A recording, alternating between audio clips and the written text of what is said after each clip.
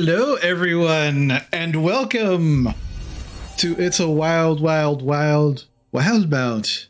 Ah, that was quick. I'm Mr. DM, and with me are my amazing players. Hello, amazing players. Hello, DM. Hello. Hi. So, just a few quick announcements. Just as a reminder, next week will be no streams, as next week is Christmas time and crazy time. So to help retain the sanity of myself and my players on both of our sessions, we will not be having any streams next week. And additionally, there will be no Magic stream next week either. So however, this Sunday, not this Sunday, next Sunday, the 26th, I will actually be doing my birthday stream. So I will be, for my birthday, we'll be starting probably around 1 o'clock Eastern. I will be playing TF2. For the uninitiated, that is Team Fortress 2, the grandfather and father of Overwatch. Don't ask how that happened.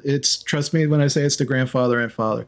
And it is a game that I really love, even though it does have a lot of problematic things in it. But I will be playing it from 1 o'clock on.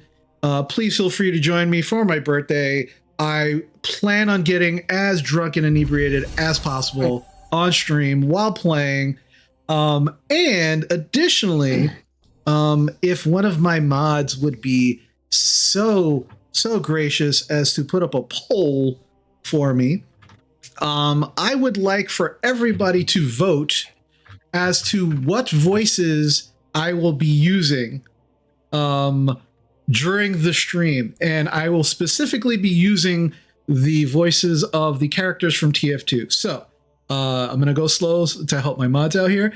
So the first voice will be the Heavy, which is Russian. The second voice will be the Spy, which is French. The third voice will be the Soldier, which is just Midwestern American. I will do my best Midwestern American voice. The fourth voice will be the Scout, which is a Brooklyn accent. The sixth voice will be the Sniper, which is Australian. The seventh voice will be the Demo Man, which is Scottish. And then, Dad, yes, it only goes up to Sniper. it only goes up to Sniper. Okay, well, I will. All right, so that's perfect because I don't want to do Scottish or the Pyro because the Pyro doesn't even have a voice. All he does is, and I'm not going to do that for like any amount of time on the stream. So that's perfect. I will be using the top three. So the very top three voices that get voted on this evening by the end of the stream. I will actually absolutely be using those three voices throughout the stream. But again, that's going to be Sunday the 26th. I'm going to be putting it on the schedule after stream tonight, starting at 1 p.m. Eastern for as long as I can.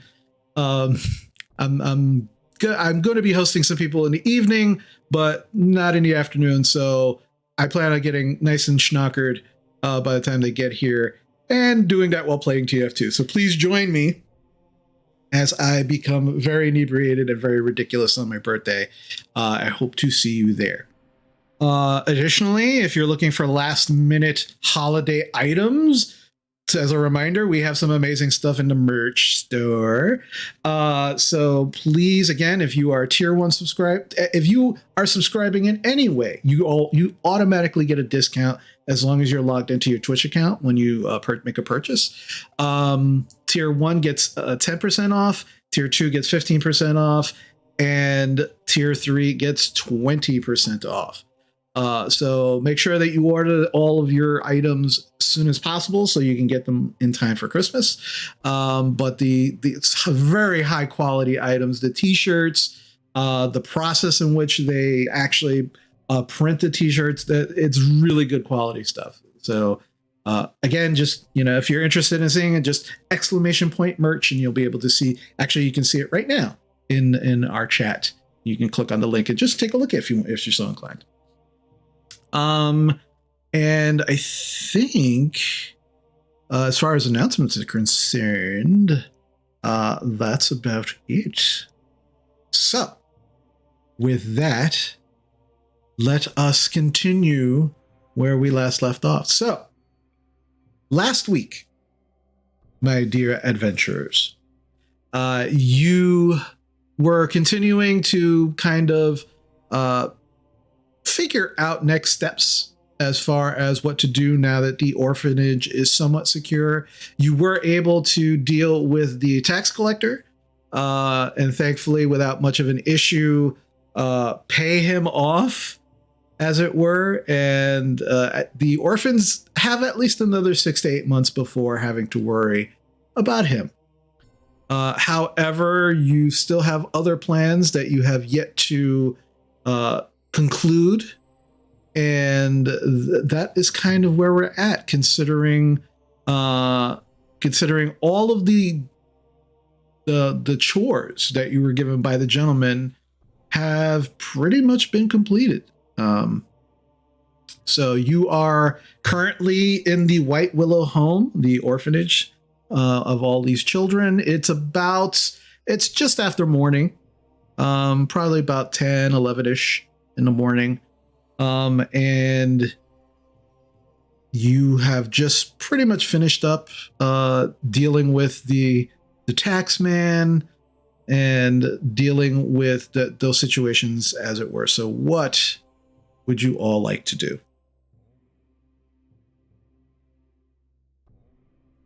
I think we should talk about our plan and start doing some surveillance. Should we pay the gentleman now or later? That's a good question. I like to do things in bulk, just get everything out of the way. If our plan goes sideways, he may not get paid.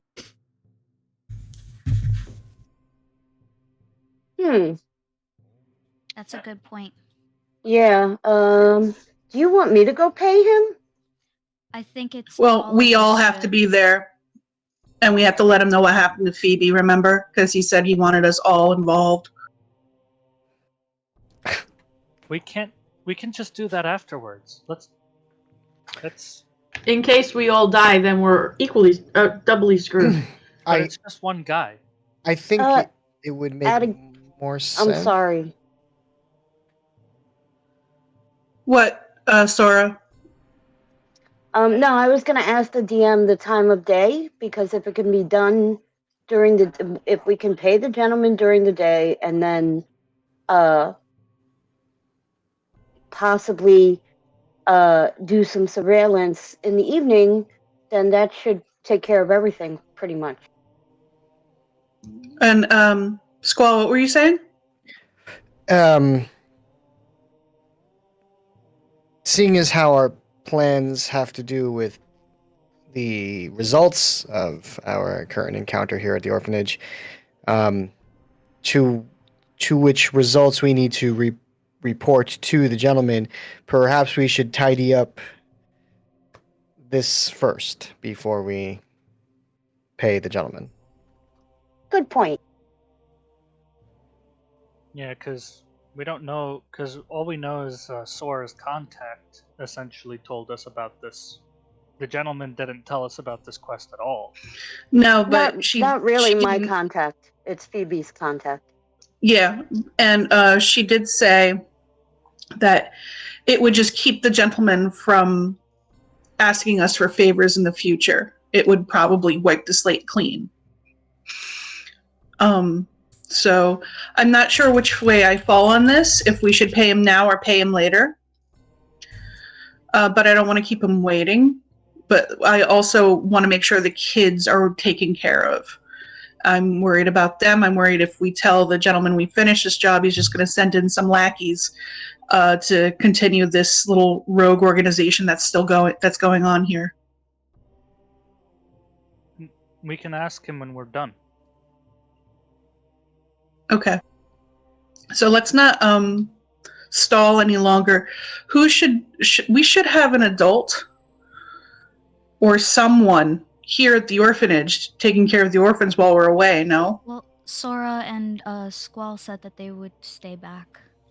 I said I'll stay back, but I am not on babysitting duty. I will watch Come the on. children. I think we all need to go and do the surveillance. Where are we right now? Is it after breakfast? Mm-hmm. Okay, so it's after breakfast. The kids are all doing their routine. They're getting washed. They're doing their beds. They're running around. Everyone make a perception check for me.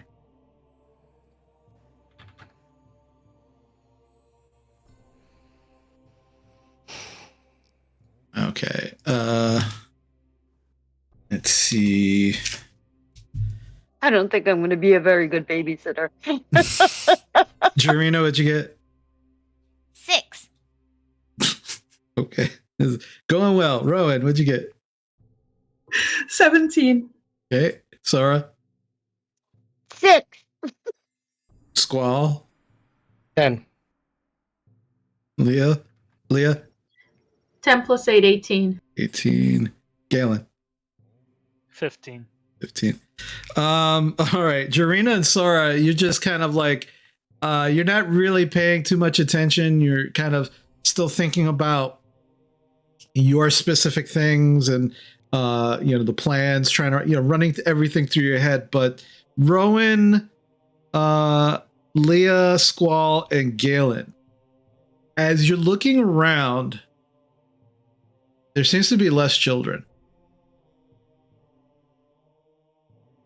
Leah, you're the only one that realizes, once you realize that there's not as many children running around as there was maybe an hour ago, you start really kind of focusing, and you determine that a good portion, almost most of the older children are gone. Rex is still there, but most of the older children don't seem to be anywhere to be found. The younger children are kind of still hanging around by their beds, doing their thing. Rex is running around, not running around, but talking with them and going from, bed to bed. But most of the older children are not there. I want to go over and ask Rex what's going on, if the older children bailed or if they're just out thieving. Okay. So you go over to him. He's actually like putting on socks on one of the kids' feet, and he just kind of turns around and goes, "Yeah, what's up?" Seems that there's a lot less people here. Where did everybody go? What's it to you? Well, we just want to make sure everybody's okay until we get things settled around here. Make a persuasion check.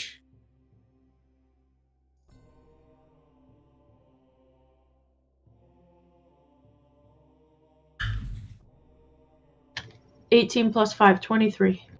23. He finishes putting the socks on the kid and starts putting their shoes on and turns around and looks at you and goes, "They went to work because you haven't given us a cut of the money yet. So looks like we're probably going to have to fend for ourselves." Fair enough. And I walk away.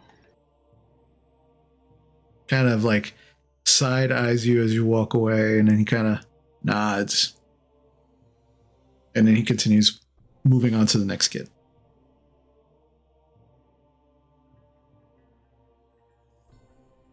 So what's going on?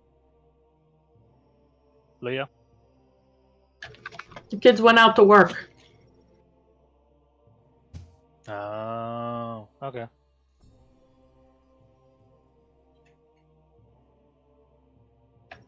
Well, they're concerned that we're going to leave them in the lurch. We haven't given them any money yet, so they're outside earning a living. Do you want to give them a small lump sum as a token of good faith?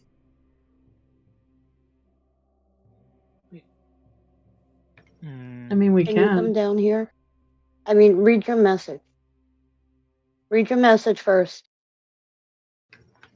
What? Sorry.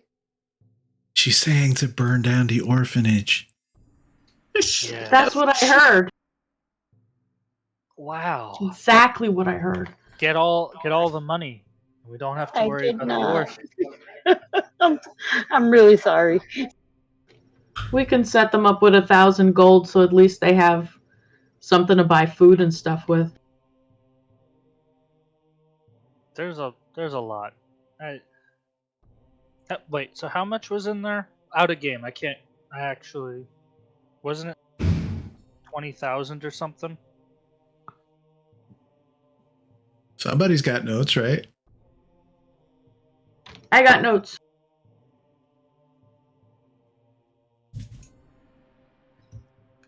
Sarah, what messages? Or Donna, out of game. That wasn't for you. I'm sorry. I was talking to Peter.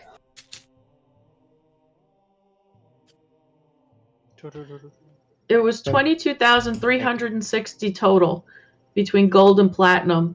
I believe we owe the gentleman 12,000. So that leaves about 9,000. Okay. So that leaves them with about 13,000 plus. Subtract another 1,011. I mean, That's right. 1,100. So that's So 12,000. So we have 21,360 and minus 9,000. I think we should each get 1,000. It was 9,873 gold pieces we had to give to the gentleman. Which is Okay. already bagged up. Okay. So Yeah, that's what's left. that's portioned out on to the side.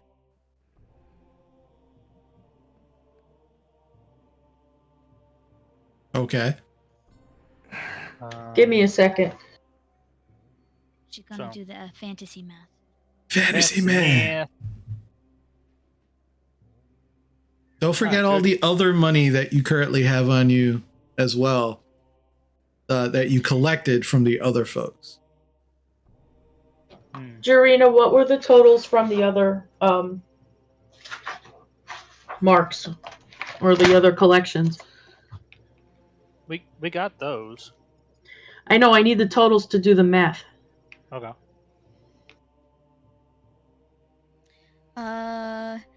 The halfling was 1,000 gold pieces.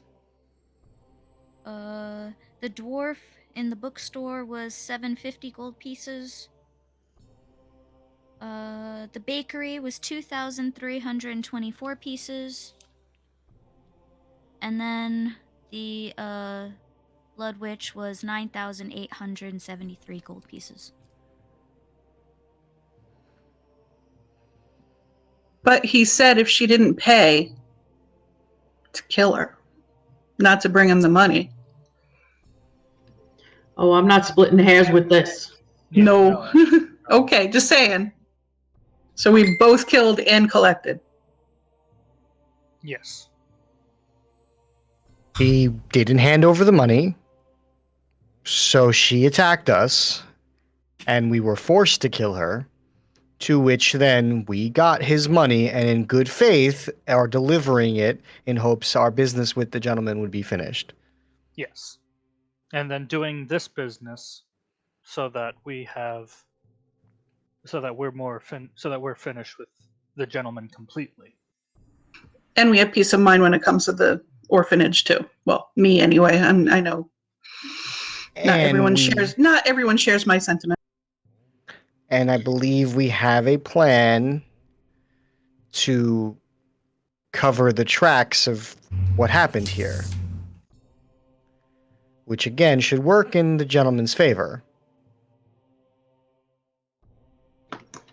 So by my estimation, we have 11,487 left after the orphanage funds. And our total that we have to bring to the gentleman is 13,947. I think we can give these kids 1,000 gold and hold them over.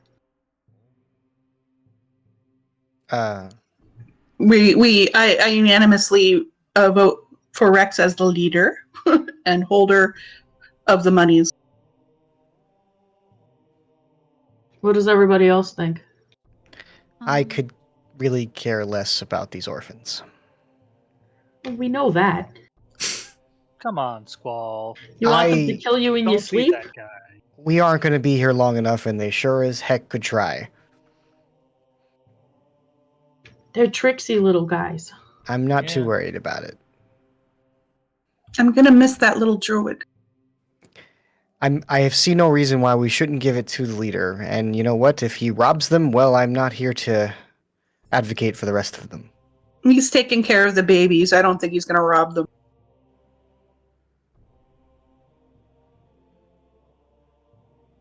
Okay.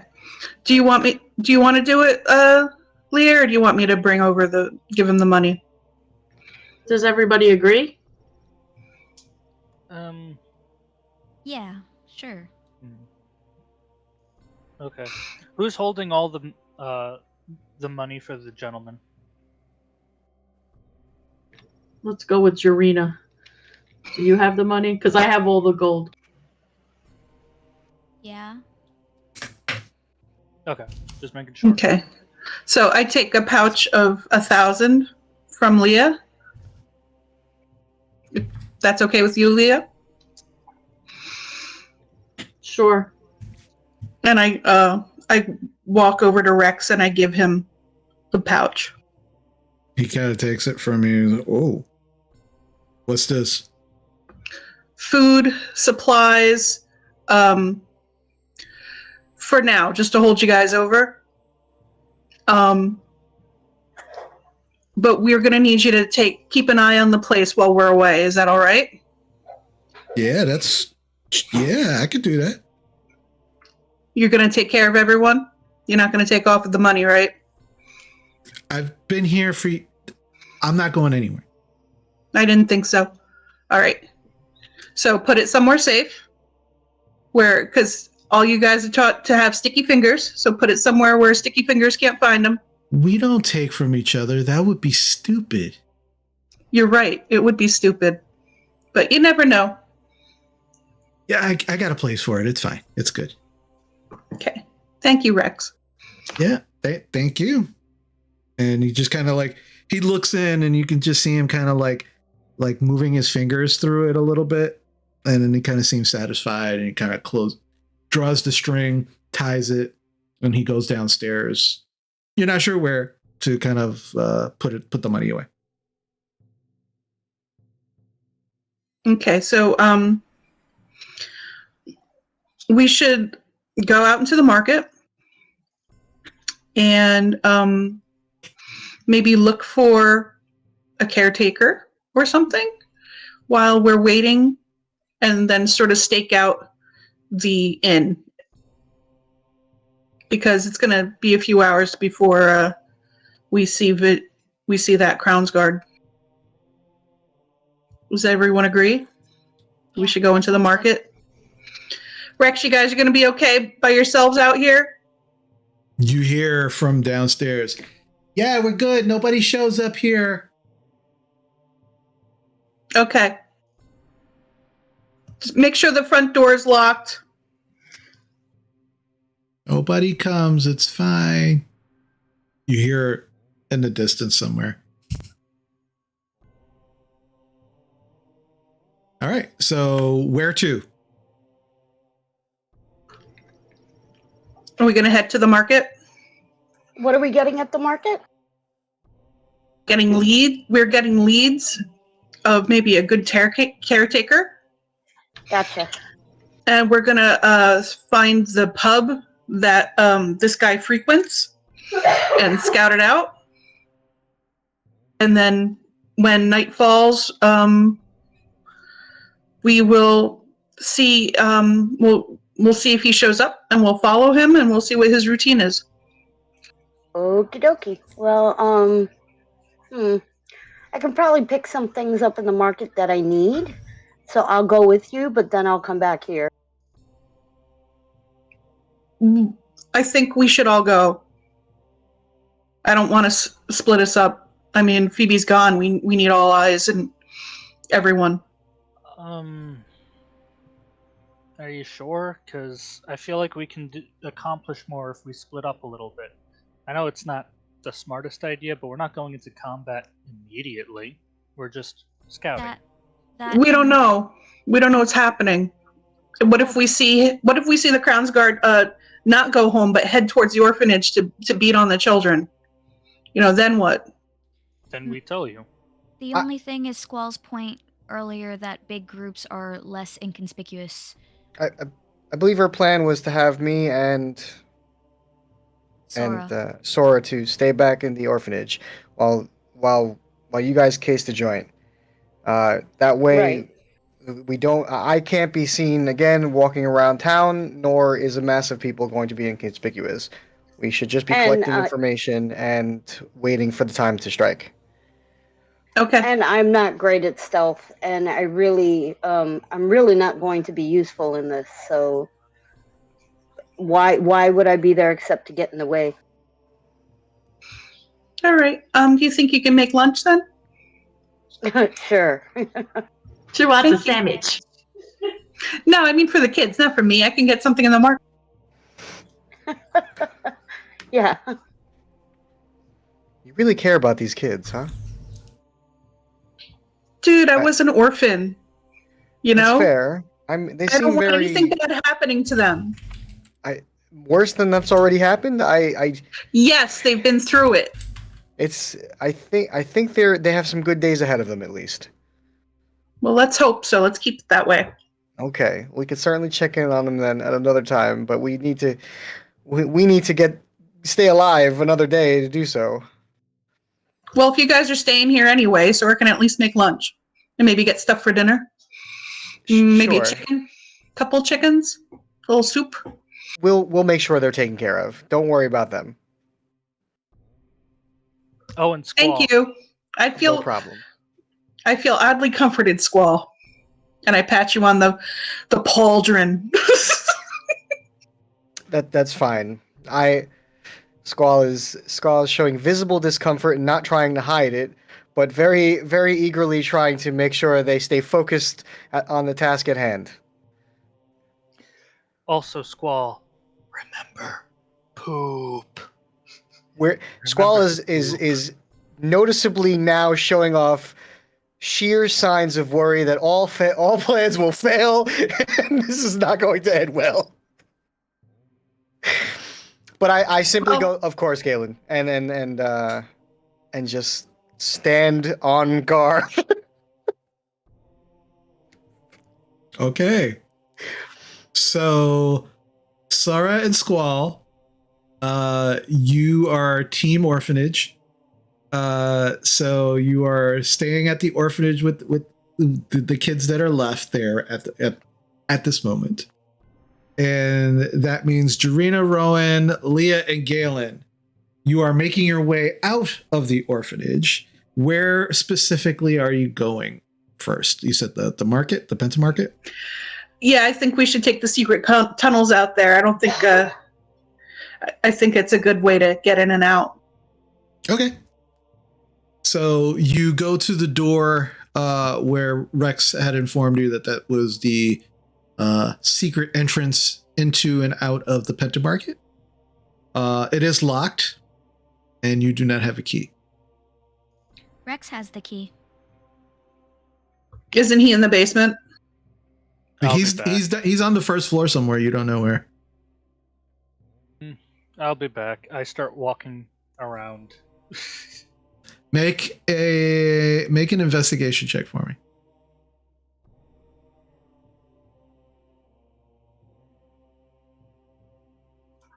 Can't we just lock? Sorry, go ahead. That would be a 10. 10. You make your way downstairs and you start kind of like poking your head into the different rooms. You start out in the actual dining area. You even stick your head in the former matron's quarters. And each room that you go to, you're not seeing Rex. And after you kind of like, you're halfway done with, sticking your head into all of the rooms. And as you look in the kitchen and you don't see him, you turn around and he's standing right behind you. Oh, there you are. We need the keys for the secret exit. Just for a second. I'll open the door for you. Oh, okay. All right. Follow me. And he just kind of walks towards the door. Are the rest of you kind of like waiting by the door, waiting for him? Okay. Yep. So he goes over to the door. He goes into one of his pouches and he pulls out this very rusty looking, nondescript key. And he puts it into the lock. And opens the lock. Slightly opens the door. There's a very stale smell that kind of hits all of your noses as the door opens. He goes, just be careful. Yeah, you're not going to have the key to come back in. We're going to have to come up with a way for you to like knock on the door or something so I know it's you. Otherwise, I'm going to keep you in there, locked in there. So, any thoughts? 3 knocks, 2 knocks. Wow, that's really original. Nobody will ever think of that. It's quick. It's easy. Let's just go. I just want to get this done. Sure. Okay. You better remember that. Bye. And he's just like, 3 knocks, 2 knocks. He pushes 3 knocks, 2 knocks. He pushes you all, like he starts like, he's not really pushing you, but he's just kind of like, go ahead, go. I need a marching order. Who's first? I'd like to take up the back, please.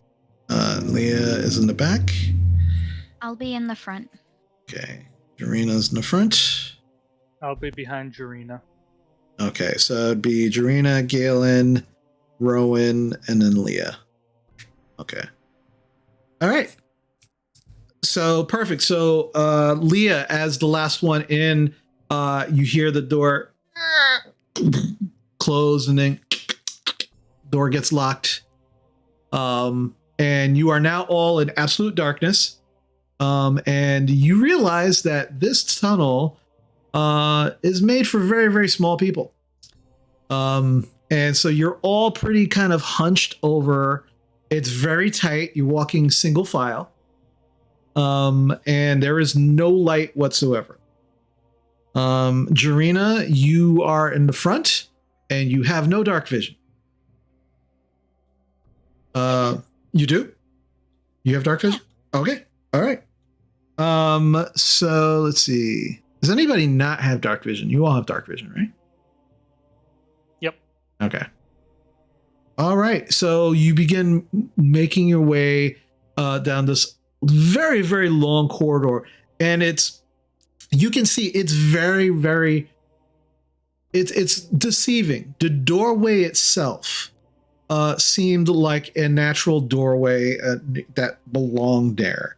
But when the door opened and you walked in, you could see that it was literally hiding a carved out passageway in solid rock. And so the floors themselves, you are as you're walking, you can feel like just some of the rock that clearly was hewn from the walls and the ceiling have not been cleared out. Like you are walking on these rough stones, some of them very sharp. So while you're in here, just in case it comes up, this is considered rough terrain. And you are definitely going, at a slower pace than you normally would, just to be careful. Now, if you want to speed up the process, you could, but you will probably take some damage actually walking through this corridor. But if you're perfectly happy going slow, to be careful, no problem. It's just going to take you a little longer to get out. But as you progress, you are definitely kind of making your way through this corridor. And you estimate that you've probably been making your way through it for about 20, 25 minutes or so before you actually hit a wall. And Jarina, right in front of you at this wall, you can see a rope ladder going up. As you begin climbing the rope ladder, you can see that there is a wooden hatch above your head. There is a hole cut out in this wooden hatch. What would you like to do? You said there's a hole cut out in the wooden hatch. I would like to look through it. Yeah, it's not you. The hole, just so you're aware, the hole's not very big. Like you couldn't fit your head through it. You can definitely look through it if you want, but you couldn't stick your head through or anything like that. But as you look through, make a perception check for me.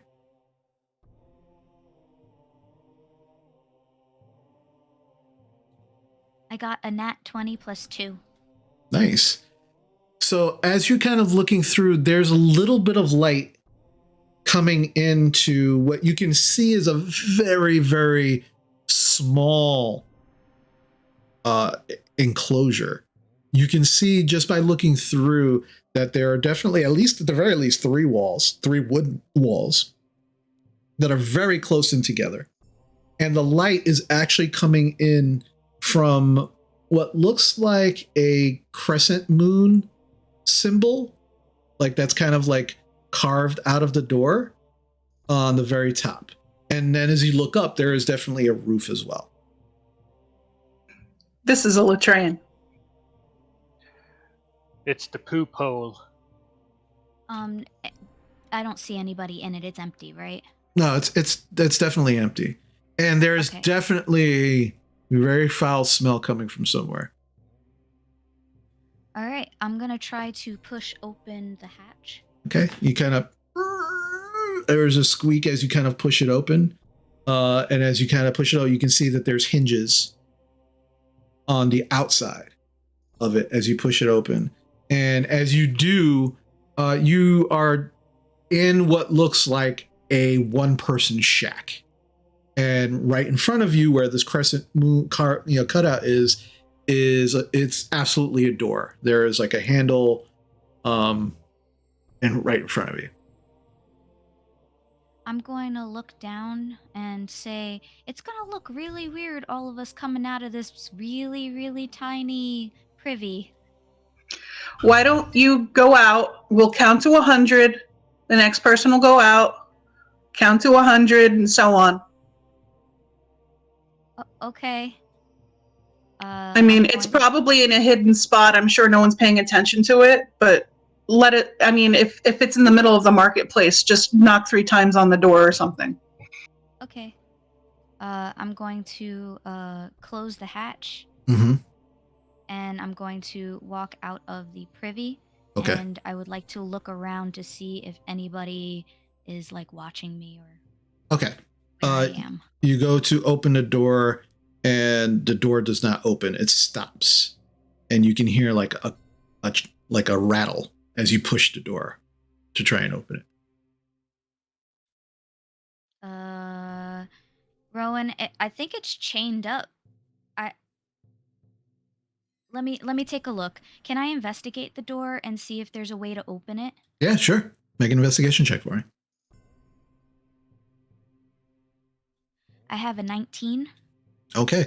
Yeah, so you push the door, like it only opened maybe like a quarter of an inch, maybe half an inch at best. And you can definitely see what looks like a chain with a lock kind of hanging from there. And if you wanted to, you definitely could like stick your hand out and grab the lock, but that there's only enough room to do that. But it is absolutely locked. Okay. I am going to try to grab the lock and try to pull on it. You were trying to break it? Or see if maybe it's left like halfway locked or like just unlocked. Well, with your investigation check, you can see it is locked. It is absolutely locked. Okay, got it. Yeah, I want to try casting a spell on myself first. Enhance ability, Okay. and I want it to be. Sorry. That one is Constitution. I want it to be Bull Strength for advantage on strength checks, Okay. and I want to try to break the lock. All right. Make me an athletics check. Ooh, I get advantage on that anyway.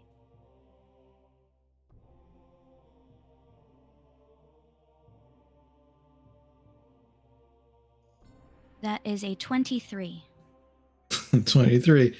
Yeah, you grab the lock, and as you grab it, again, you can only use one hand. So you grab it and you start pulling and pulling. And as you're pulling, you're hearing both the lock and the chain begin to kind of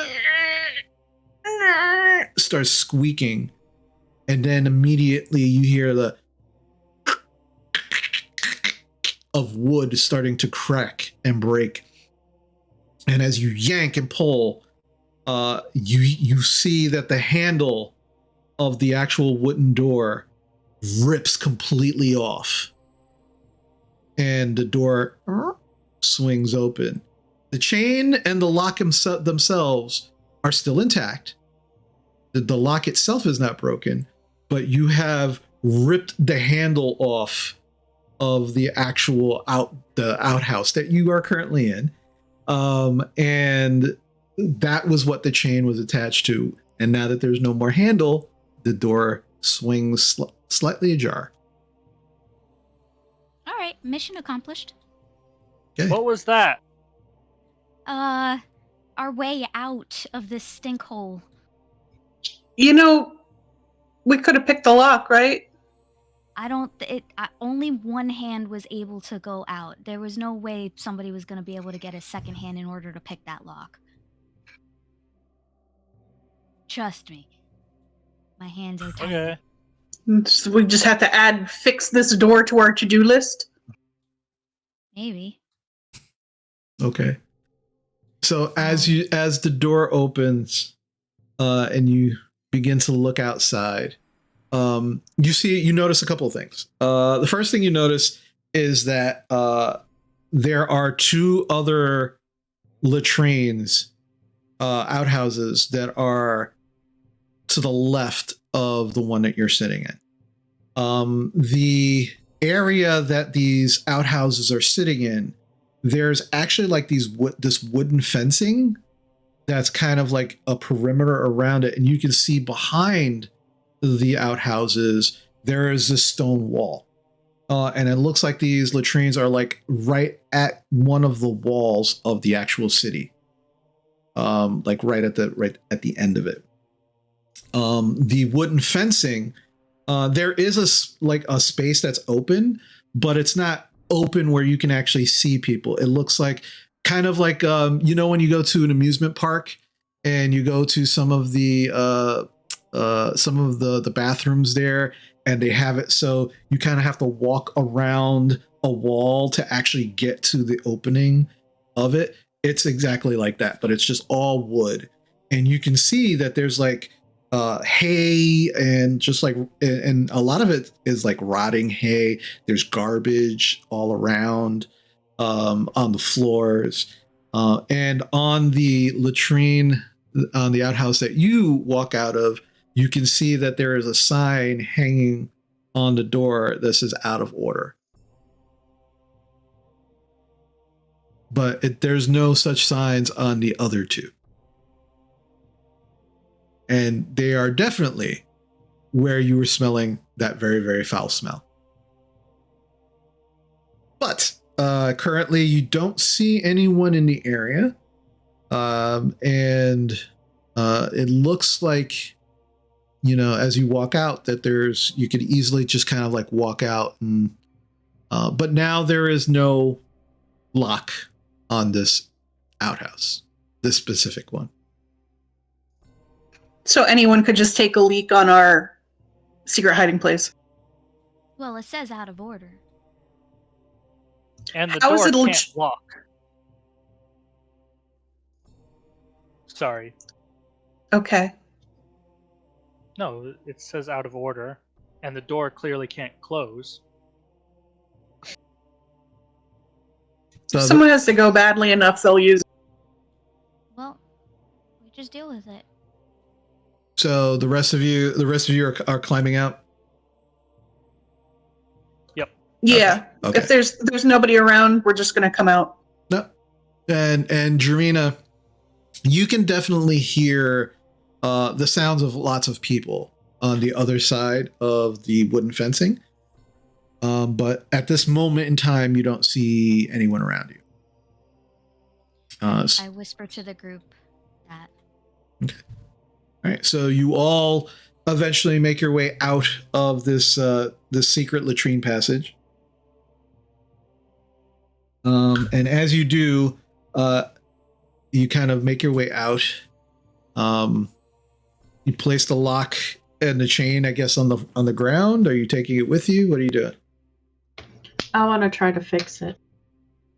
Oh, well, the wooden handle is ripped completely off of the wood. There is actually where the handle was is just like a ripped out piece of wood. So it's like a door with a chunk out of it. Anywhere we can loop the chain around and make it look like it's still locked? Just a handle. There was an extra loop on the side which is holding the other part of the chain, but it's just kind of like dangling there. Okay, so we can just loop it through that hole and make it look like it's still locked. All right, so who's doing that? Can we pry the like a slat of wood with the handle off of the other latrine and put it here? You can certainly try. Why don't we just make it look like it's locked? All right, so who's doing that? I'll do it. Okay. You said there's still a piece of the chain hanging from one side. All right, so if as you're facing the door, on the left hand side, there's like a hook, like a piece of wood that's almost hooked, and the chain and lock are just kind of hanging from that, and then they were wrapped around the door handle tightly and now there's no door handle, so it's just kind of like hanging there. Is there a hole in the door? Yeah, it's as if something just bit a chunk out of the door. It's just like a almost like the crescent moon that's cut out on the top, but now it's half a moon where the handle used to be, completely open. And as you kind of push the door closed, it will not stay closed because of that. Okay, so what I'm going to do is I'm going to feed the chain through the open part of the door, Mm-hmm. and then in through that hole, and then pull it around and sort of tie it so it looks like. Well, there's no holding it shut. Well, it's not a hole. It is like a piece of the wood is just pulled all out of the door. So, and it's just circular. So it's kind of like, think of it like this. And then there's a piece just kind of like pulled out that's circular here. That's where the chain could have went. There's no other there's no other hook. There's not an actual hole. And the lock is so there's no hole in the door, but there's a hole in the door. Okay, let me see if I could draw it so you can understand what I'm trying to tell you. All right, it looks, I don't know if you can see that, like that. Sorry, hold on a second. Can you see that? Yes. That's what it looks like. That area is where the door handle was. So it's a hole, but it's not a hole. It's a piece ripped out of the door. Okay. Can we arrange the chain somehow so it looks like it's holding the door shut? You can absolutely try. That's why I was will asking. try. All right. This is going to be a performance check. You are trying to make the door look like it is actually still chained and locked while it is not. That's why I was asking specifically what you were doing and who was doing it. So what'd you get, Ron? 4. As you're trying to do this, there is no purchase for the chain, and you can see that the lock is still 100% locked and tying, like, has the chain together. So it might be easier if the chain itself was like free of the lock, but it's still connected to the lock itself. And that, you know, you're having as you're putting it on, it's just kind of like sliding off, and it's not staying, unfortunately. I can't do this. Jarena, you broke it. Can you fix this? No, I'm walking away. Yeah, we got things to do. All right, let's go. I don't want the secret hiding place to be advertised. The sign says out of order. It looks broken. We can go. Okay. So Does everyone agree? Okay, so Team Latrine, as you are walking out of this area, you realize very quickly, again, as you're kind of moving around this wooden fencing, you now can start to see, like, the wooden fencing. In front of the wooden fencing are also like lots of trees and bushes that are about the height of the fencing. And you starting to realize that this is like the public restroom area of the Penta Market, probably one of many. And they specifically kind of like try to make it not so like, hey, this is where the bathrooms are at. They kind of try to make it look as inconspicuous as possible by putting these trees in front of fencing behind, in front of the latrines. And maybe about 20 to 30 feet in front of you, you can see the hustle and bustle of the Penta Market as people are now going about their business. There's lots of different barkers trying to sell their wares, people talking with each other, milling about, getting lunch, eating things. All of the smells and spices of the Penta Market are definitely a wonderful new thing for you to smell, considering the smells that you just smelled coming out of granted, a non-used latrine, but sitting next to what smells like used latrines. And you are now in the middle of the Penta Market. Where would you specifically like to go? I'm going to yell to them, I'll be right back, and bail. Are you trying to stealth away from them, or are you just running away? Stealthy, but I have errands to run. Okay. So Leah goes, bye, and she just runs into the crowd. Leah, make a stealth check for me. Jarena? I want to yell out back at her. Don't forget to meet at the place. Okay. All right, Leah, what'd you get?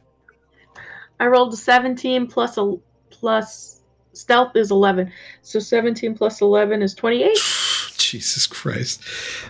So this is less about being seen and more about being inconspicuous, not drawing attention to yourself. And considering that you got a 28, very quickly, almost as soon as she says goodbye and steps in front of one person, you completely lose her in the crowd. And now it is just the three of you, Jarena, Rowan, Galen. Where would you like to go now that Leah's run off into the crowd? Was there something you guys wanted to do? Where's the community board? That's at the King's Hall. Okay. That's on the other side of the Penta Market towards the southern entrance. That'll take you a while to get there from where you're at. About maybe another half hour or so. Yes, Joanna? What time of day is it?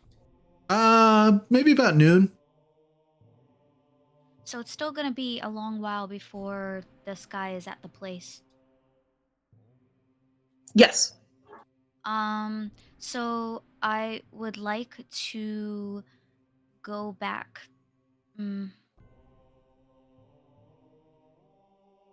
We're out of healing potions, correct? At least the 3 of us? Yeah, I'm out. Yeah. Alright. Let's do Out of it. Sorry. sorry.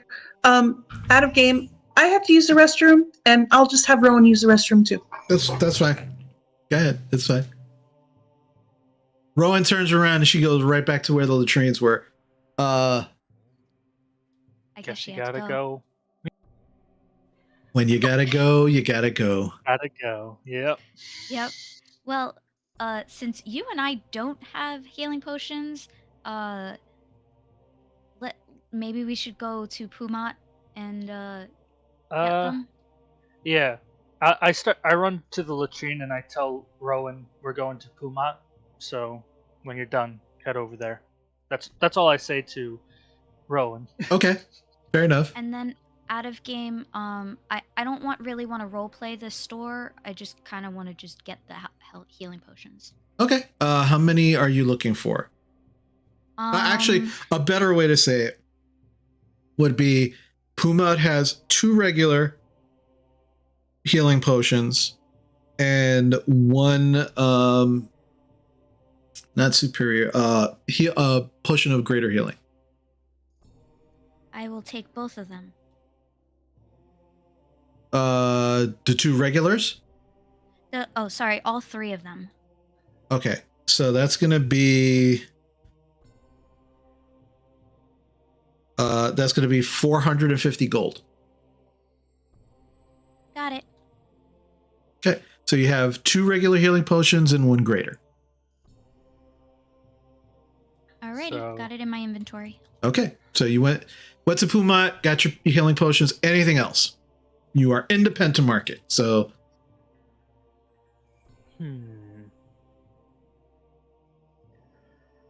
Well, Rowan's not back yet. right, If it's gonna take us a while to go to the community board and a while to get back, we might be back in time for nightfall to go to that place. Yeah, but I told Rowan that we were gonna be here, so She still hasn't gotten back? doesn't look like it. I mean, she's not here right now. Let's go check on her first. Okay. all right. So you go back to the latrines and you're basically waiting on her. And that's fine. You guys, you can think about what you'd like to do. I'm going to go back to Leah. Leah, you have left your crew. You have disappeared into the crowds of the Pentamarket. Where are you headed? I want to go talk to my buddy in the fish stall. Okay. And see if he can give me a little insight. All right. So you make your way back to the fish stall, and you see there are 2 younger Dragonborn individuals, definitely much younger than your friend Arniath, and they're kind of like just bark, doing their barker thing, trying to get people to come. And as you make your way, one of the younger ones, he's blue Dragonborn. He goes, "Oh, hello, miss. Would you like some fresh fish? Again, straight from Port de Marly. We get these imported. Again, the finest of fisheries. What can I get for you?" Sure, I'll take a couple of fish. And yes. while they're wrapping it up, she'd like to ask after her friend. Okay. What's his name? Ebenezer? Arniath. Arniath. Yeah. And as he's kind of wrapping it up, kind of looks at you. says, what do you need on Earth for? Oh, just wanted to say hello. Haven't seen him in a very long time. All right. Finishes wrapping up the fish. That'd be a gold, please. She hands him a gold. Takes it, kind of looks at it for a moment, puts it in the pouch, and goes, hands you over the fish. And he goes, give me one second. It turns around and heads back into the tent behind the stall. About a moment goes by. He goes, yeah, you can come on in the back. Come this way. Kind of like takes you around the stall and opens up the flap to the tent, allowing you entrance inside. And as you enter, once again, you see the large black dragonborn, kind of a little bit of a gut, just kind of lounging in this nice high-backed wooden chair. Still wearing the last thing you saw him in, these kind of like black robes with some just kind of simple clothing. He says, Leah, what's going on? I didn't think I'd see you again so soon. What's happening? Oh, just a little more inquiry here. Yeah. Sit, please. What do you know about the orphanage, the end of town? He goes to take a sip of a drink and he stops mid-sip as you say the orphanage. Takes a sip and then very slowly puts his cup down. He gets up from the chair, and as he does, you just kind of hear like cracking of his knees and his joints. He goes over to the tent flap and very, very slowly closes the tent flap. Walks over to you, sits down. Are you getting in the middle of shit again, Leah? Not in the middle, already out of it. That crazy bitch that runs that orphanage.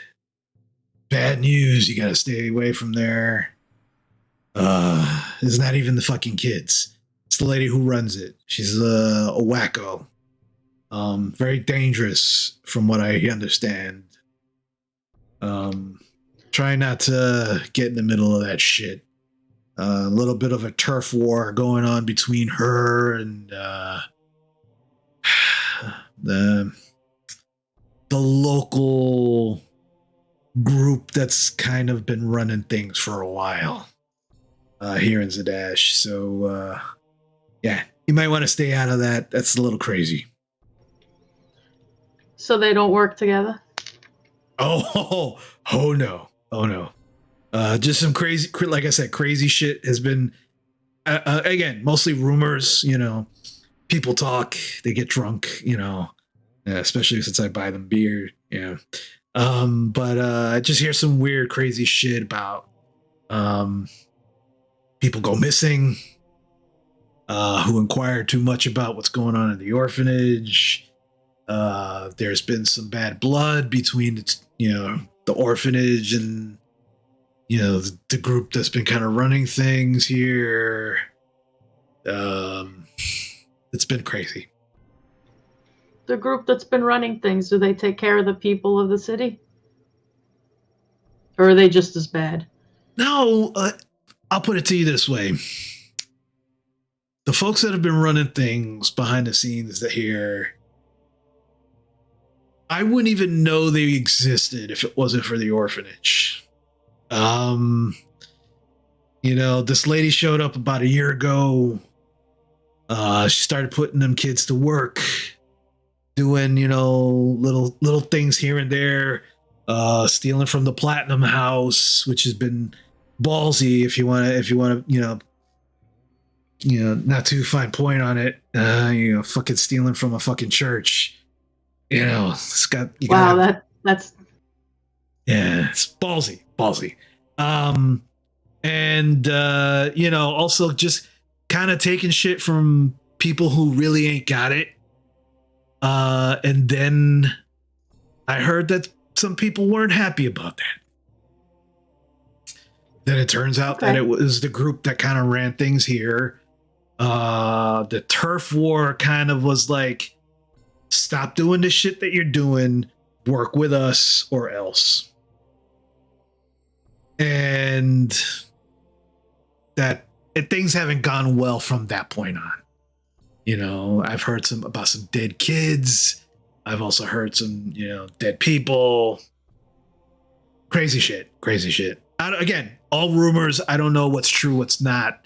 But if I had to guess, sorting the bullshit out from regular shit, at the very least, there is definitely a turf war going on.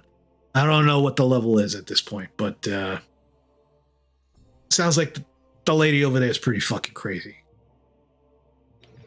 Good to know. Thanks for the heads up. Yeah, Are those sure. your kids out front? No, not my kids. My sister's kids. Fucking put them to work, Good, they're doing a good job. They even got me to buy some fish. Oh, good.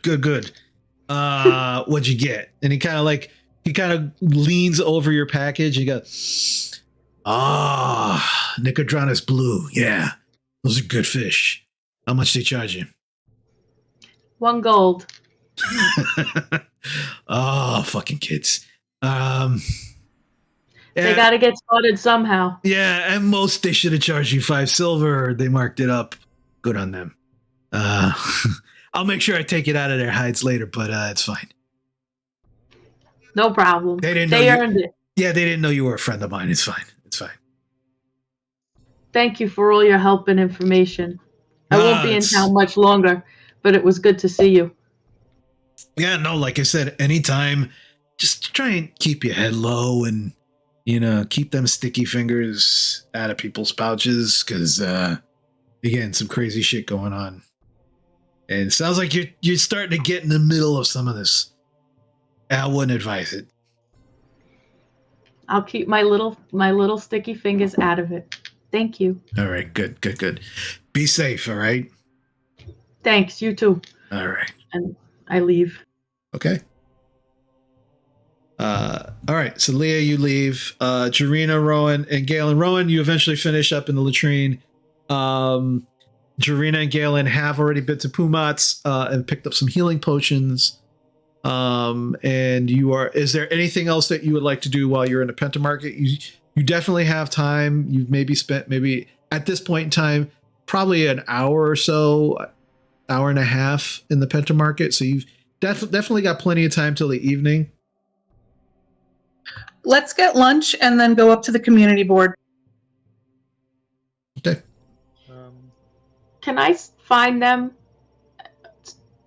I'll say we're not trying to be sneaky. There's still a lot of people in the Pentamarket. It's a big city. Leah, I will say make an investigation check for me. And we aren't a dragonborn, so it's not easy. Oh, chicken dice is bad. What'd you get? Investigation is +3. I rolled a 2, so 5. Okay. You don't find them right away. You are kind of wandering about for probably a good 2 hours trying to find them. But in the midst of you trying to find them and them actually like sitting and having lunch, you do all see at some point in time, you do see this young boy in silver and white robes, walking through the street, holding like a piece of paper in his hand. And at the top of his lungs, red lights and quaking earth, shaking the city of Zadash. The Cerberus Assembly and Royal Geologists are investigating. All is well. And then just continues to kind of like walk maybe another, 50 or 60 feet, and then just kind of repeats what he's saying as he's walking away. I walk up to the kid after he's done with his announcement, and I tap him on the shoulder. Excuse me, where did this take place? What? You said there were red lights and quaking earth. Where did this take place? In the city, but I know that. I just said in the city of Zadash. Yes, I don't know like specifics. It's a big city. That's why I was asking. I thought you might know details. I'm sorry. I just read what they give me. I'm just a herald. I got it in the King's Hall. I mean, they might know more, but I don't. I'm sorry, I don't know specifically where. I mean, most of us felt the ground shake, but the red lights, I don't know. I'm a heavy sleeper. I'm sorry. I didn't feel. Okay. Okay. Red lights and quaking, and then just kind of continues as he kind of walks away from you, kind of giving you a side eye, and then but just continuing to read and make his rounds as he's kind of saying his duty for the day. DM. Yes. Wasn't there like an earthquake we kind of felt when the portals opened? Mm-hmm. Yep. So could that I guess I'm trying to ask, is there like a correlation? Would my character have to roll something to see if that's like... Oh wait, I wasn't awake for that. I wasn't awake, so I wouldn't know what the hell they're talking about. Nope. Never mind. Yep.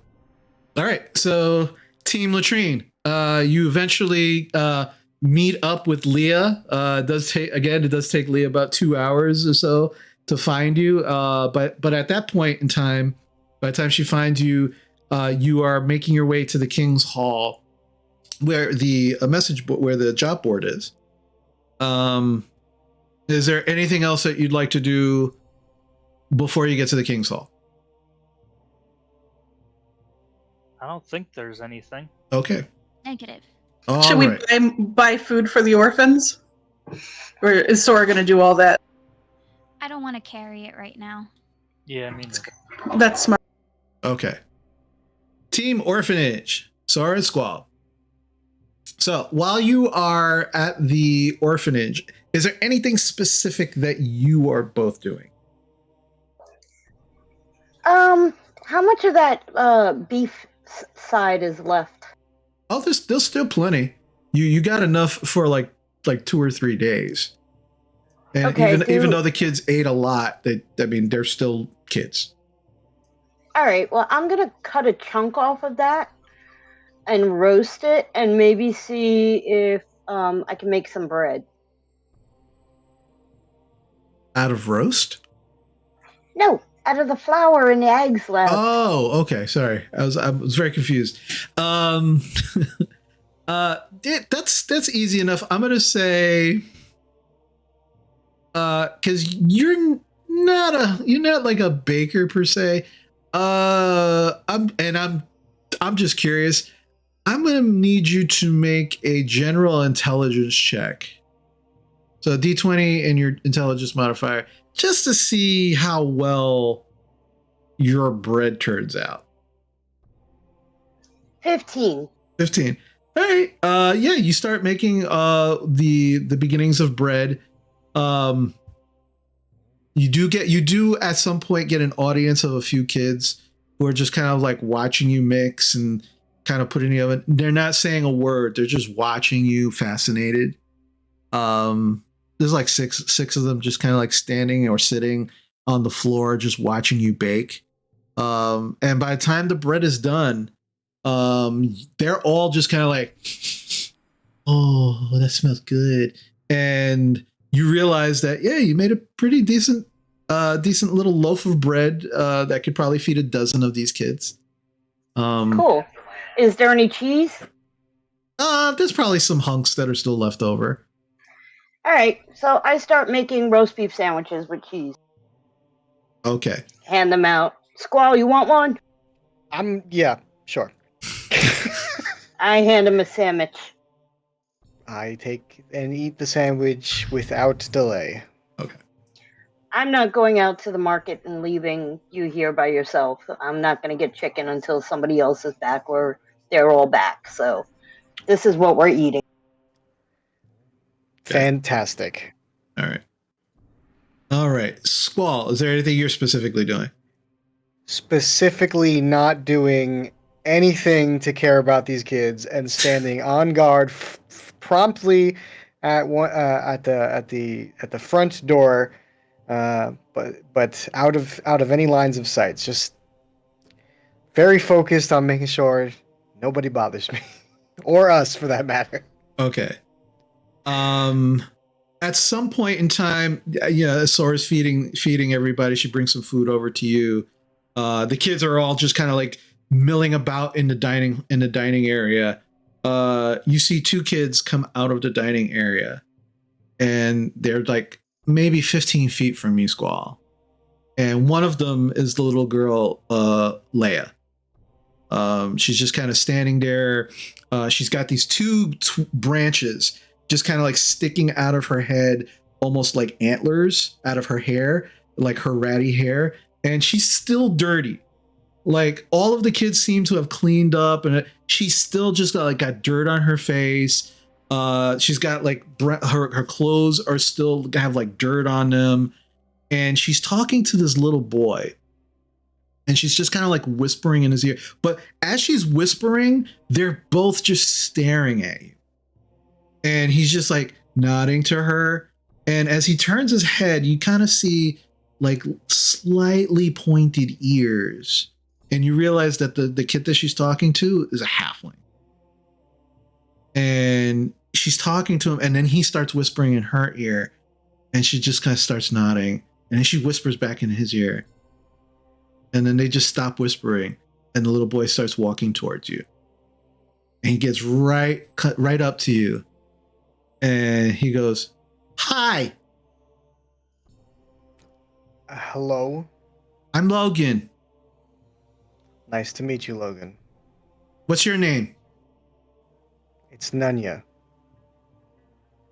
"I know this one. I'm not stupid." Well, that's all you're getting. "Why are you rude?" Because I don't like kids. "But she saved your life." And he points to the little girl. And I look over to the little girl. And thank you. "You're fucking welcome," she says. "Why won't you give me your name?" Because you don't need it. "Why are you blue?"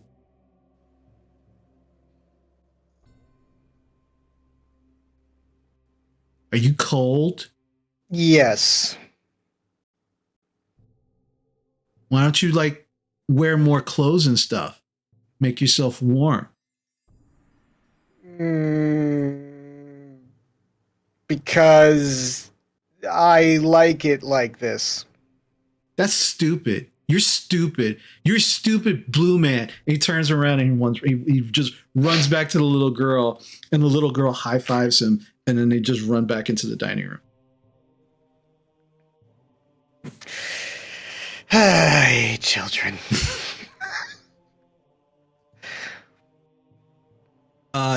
You turn around and Rex is standing right behind you. Don't mind them. We don't like adults for obvious reasons.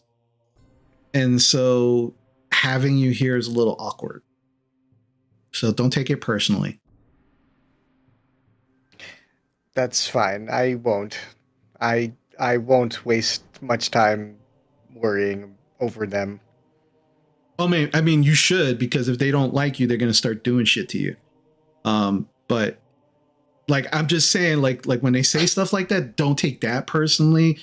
But I would definitely keep an eye on your stuff, because you're not making friends, and that's how we do things here. We kind of make sure that we look out for each other and we make friends with each other, so that way we trust each other. And you're not doing yourself any favors. So I'm just giving you a heads up, especially with the young ones. They're for being so young, they're all pretty super jaded. So, and you kind of know why. And he kind of motions to where the matron's bedroom was. So I'm just saying, like, you don't have to be, if you're like naturally like, like you are, I would just be like, okay, cool. I'll just, sleep with one eye open and make sure that my pouch is inside my pants and, like, keep yourself safe. That's all I'm saying. Like, they're not going to kill you because they don't do that, but just keep an eye on your stuff. That's all. Duly noted. Okay. But you could like stand to be just like a little nicer. But I'm just saying it's more like to keep your stuff safe rather than try to make friends. That's all. I mean, understood. Some friendly advice. That's all. Understood. And he just kind of walks away and follows the kids back into the dining room. Sora. The kids are having a good time. They're eating, and you watch as Leia and this little halfling kid Logan run in back into the dining room. And Leah, she runs right up to you, Sora. Why is your friend blue? Because where he comes from, that's the color of their skin. And she turns to the little boy. See, he's a liar. He is not used to being around kids. I'd just leave him alone. Don't worry. We'll leave him alone. And they just kind of like Wednesday Addams back up away from you and then turn around. Now, be nice. And then go grab some food, sit down, and they start eating. Okay. So, unless there's anything anybody else will do, we can fast forward to the King's Hall. If that's okay. So you all make it to the King's Hall. The job board is still presently up. There are still a few slips of paper that seem to be kind of nailed to the board still. Is there anything specifically that you are looking for? Just generally for a nanny or something like that. I'm not going to ask around. I'm just going to look. Yeah, as you look, there is let's see. With the exception of, let's see, you can see 3 slips of paper. There are 2 that seem to be ripped off, like you can see like the remnants of them. But you definitely see general construction work is still there. Seeking and paying for any information on myriad activity in the city is still there. Reward for information on rebel gatherings and anti-crown rhetoric is still there. And looking for work for the glory of King Bertrand Wendell. Good pay and adventurous living as a soldier in the righteous brand. Seek Leopold Windsteicher at the Marrow Keep in the Signet Wall. Not anything specifically for babysitters or no child care. No child care. You get the impression that this is more for like sell swords and mercenaries and things like that. You're not sure what kind of if there's any specific huge need for childcare that are specifically looking for mercenaries. Probably, if they knew more about the orphanage, then maybe yes. But you don't see anything of that nature. I'm also looking around for written notices about the disturbance in town and hoping that it doesn't lead back to the orphanage. You do not see anything on the board that specifically addresses what you heard. All right. So this place seems pretty much a bust. Did you guys want to go start scouting the area? Yes, but before we do that, I just want to look around and see if maybe there's a chance that we see this Gassam Glass Crown's Guard character. Make any team latrine can make a perception check if they'd like to. I'm back with them, right? Yes, you're back with them already. I will give someone advantage because I have disadvantage on perception checks. So, who would like advantage? Who wants advantage? She's giving you advantage. I'll take the advantage. Okay. All right. Galen, specifically, what do you look like right now? I guess I'll go with my my elf form. Okay. The elf form I've been using. All right, fair enough. Yeah, I'm not using the one that makes me look my human form because a taxpayer already saw me with that. So. All right, Jarena, what'd you get? 13. 13. Rowan? 17. 17. Leah? 9 + 8, 17. 17. Okay. Yeah, for the most part, as you're kind of looking around, you do see, again, because this is the King's Hall, you do see at least 4 Crown's Guard just kind of standing outside. It looks like they're just pretty much standing guard of the area. One of them has 2 large mastiffs with them that you recognize as the mastiffs that Sora sold to the Herald of the Hall. And they're currently like eating what looks like these huge chunks of steak, and they're just kind of like sitting next to sitting and laying down next to the one of the Crown's Guard, who seems to be actively just like watching them. But outside of that, you don't see anything else out of the ordinary. Nobody's staring at you. Nobody's really kind of looking. The Crown's Guard are obviously kind of looking at you as you are right there in front of the hall, but not in any like, looking at you suspiciously or anything of that nature. Are those Daisy and Poppy? They look like they're so happy. The Crown's Guard kind of turns and looks at you and goes, no, the Herald renamed them. They're both boys, by the way. So it was Gunter and Grover. Apparently they're named after 2 of his brothers. Well, that's fair. But they look so happy and they're eating steak. That makes my heart happy. I'll make sure I let the person he bought them from know. All right. He seems very confused. Sure. Can I help you with anything? No.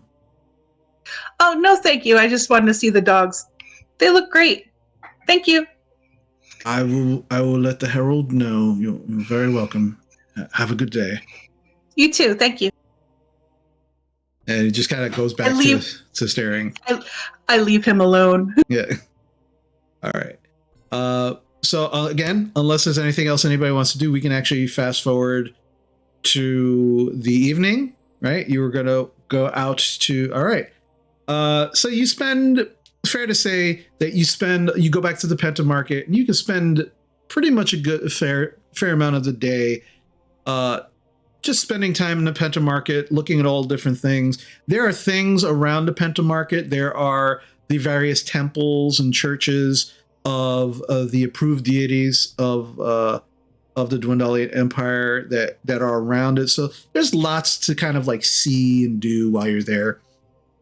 But as the evening begins to start to grow, you definitely begin making your way to the Western Outersteads, where you understand the tavern that this corrupt Crown's Guard frequents is this tavern known as the Arrow to the Knee. So because you've never been there before, I would like all of you to make an investigation. Oh, actually, no. Only one of you make whoever's heading up, getting to this place, gets to make an investigation check to try and figure out where it is. Wasn't Jarena there once before? No, nobody's been there yet. Okay. Not me. Don't let me roll. I have low investigation. Leah, you should do it. All right, Leah, roll me an investigation check.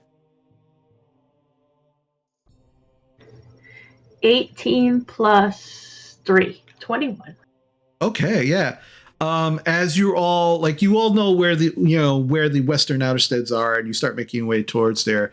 And as you get a little closer, Leah, you start asking around. You start kind of like trying to grab folks, and ask them where this tavern is. You eventually find a very inebriated young man. Looks like a half elf. You're not sure if he's been celebrating something specifically, but he's very, very inebriated, very drunk. And as you ask, oh, Sydney, I love that place. It's great. Yeah. Woo! And he seems like very quickly is losing focus as he's talking to you, and then immediately like, oh yeah, if you go yeah, that way, and he starts giving you directions. It takes him a minute to really kind of like lock down exactly where this place is, but thankfully his directions are spot on. As you know, you were very, very iffy, considering that after he gave you the directions, he literally passed out in front of you. But you start making your way towards the directions that this very drunk half elf gave you. And as you get closer, you can actually start to hear what sounds like a very, very large crowd. And as you approach, you can actually see what at first glance looks like a blacksmith's. And there are lots of people just kind of like milling about outside of this blacksmith, the smithy. And as you take a closer look, you can actually see that there are some tables and chairs kind of like on the outside. And there are many people who are just like with drinking and eating and just like laughing and having a good time. And you realize that no, this is not a smithy.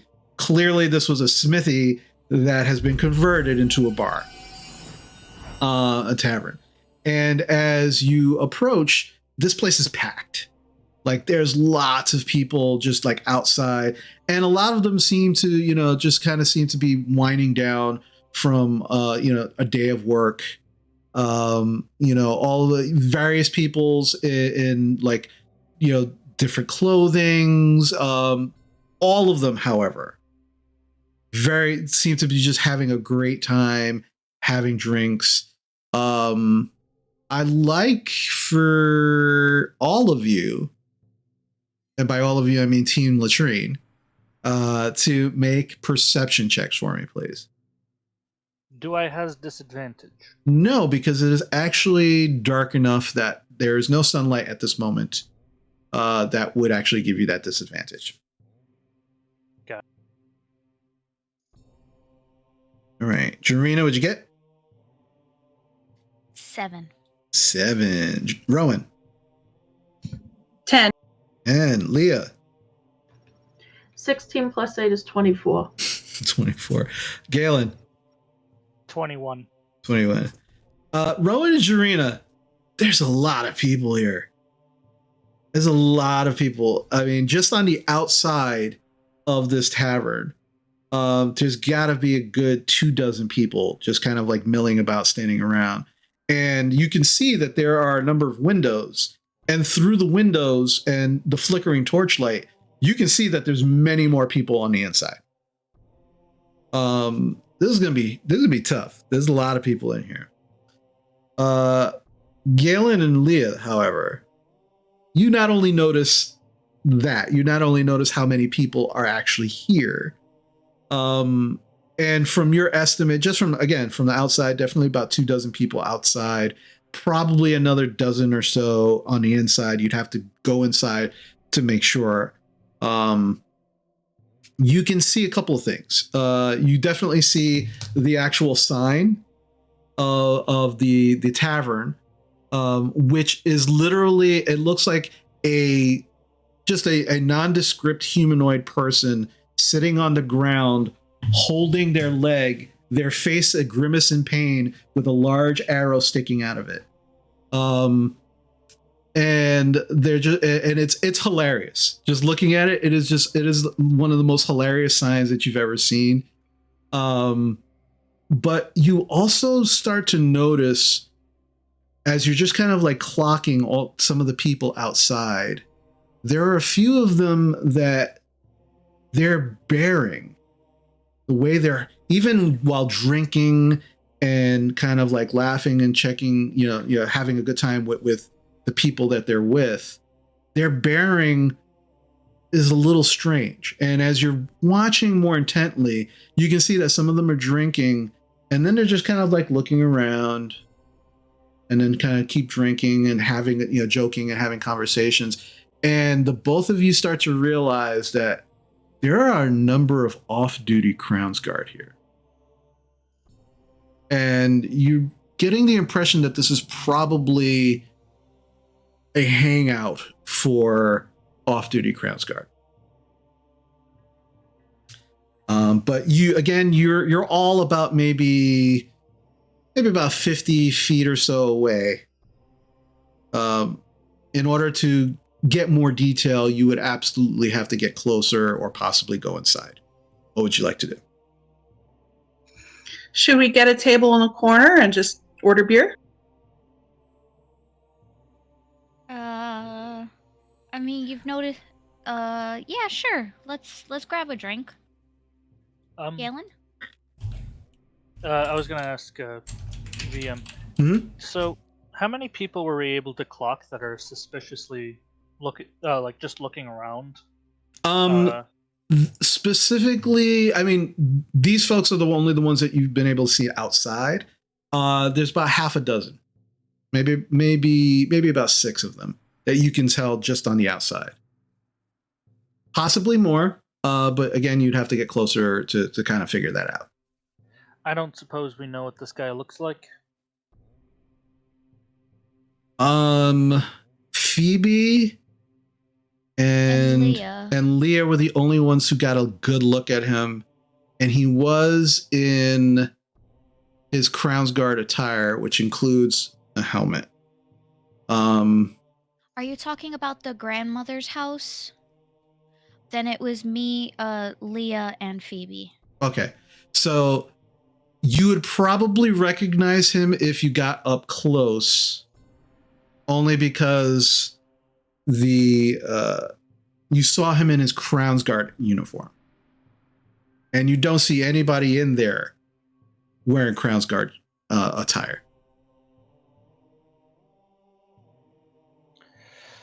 All right. Do we also know where he lives, like the direction where the guy lives, or is that like information we don't know? Leah got that information. All right, so Galen asks that.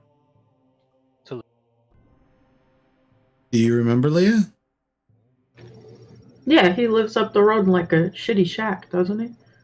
He doesn't live too far from there. You're not sure, but again, you're not sure exactly where. And yeah, you were told that not the nicest place. I thought we were inside. I'm really confused. I'm sorry. We're still outside looking at this display. No, I mean, I thought we had gone into his house. No, you had gone into Kara brought you in to this older woman's house to watch him shake her down. Okay, that's what it is. Yeah, that's where you had actually went, but you hadn't been to his house. Okay. Okay. Okay.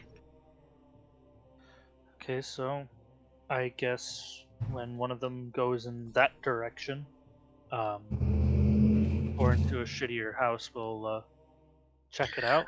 I think we're going to be here all night. Okay. Is he in the bar? We don't know yet. Yeah, you have to go inside. Oh, okay. We have to go inside. I'm going to just put my hood up and just walk in and just look for a free table. Okay. Are the rest of you going? Are you all going in? Yeah, we'll go in. Okay. We'll Get go some in. food, get some drink. All right. I want to put my hood up too, so I cover as much of myself as possible. I have gloves on, so. Okay. All right. So the four of you go inside, and as you go inside, you literally do have to push your way past people, and they don't seem to. It's like any like crowded bar or tavern. Like people are like, oh, okay, and they just kind of like scooch over and allow you to move past, but you're not drawing any more attention than anybody else would. And as you go inside, you can see, the place is absolutely packed. And again, it's not a big building. It is a renovated smithy. But there is, you can see sitting behind the bar, just kind of pouring drinks. You do see you see a strange looking individual, red skin, yellow eyes with orange irises, orange reddish hair, just kind of like, it looks like it's actually floating almost the way Squall's hair does, but it's more reminiscent of fire, like a flame burning. And he's currently just pouring drinks and just passing them out. There are two other individuals, one human male and one half elf female, who are like, seem to be working there, gathering the drinks, putting them on the tray, and just kind of walking them around to the various people. But as you kind of like, are you going to walk up to the bar and actually order anything? Yeah. Okay. Sure. So as you walk up to the bar, the individual just kind of like turns. Oh, hello. How could I help you this evening? Welcome to my establishment. Can we each get a pint of ale, please? Absolutely. And begins to, it just kind of starts to take the pint mugs. Ooh, can you hear me? Okay. You cut out, so could you just repeat that? Yeah, he begins to pull out pint mugs and then pour the drinks. So, what brings you to my establishment this evening? It looked like a party. We wanted to join. Always a party. The ambiance here is wonderful. And just begins to kind of pour the drinks and pass them over to you. Is there a place to sit, or is it too crowded, DM? Actually make a perception check for me. Now that you're on the inside.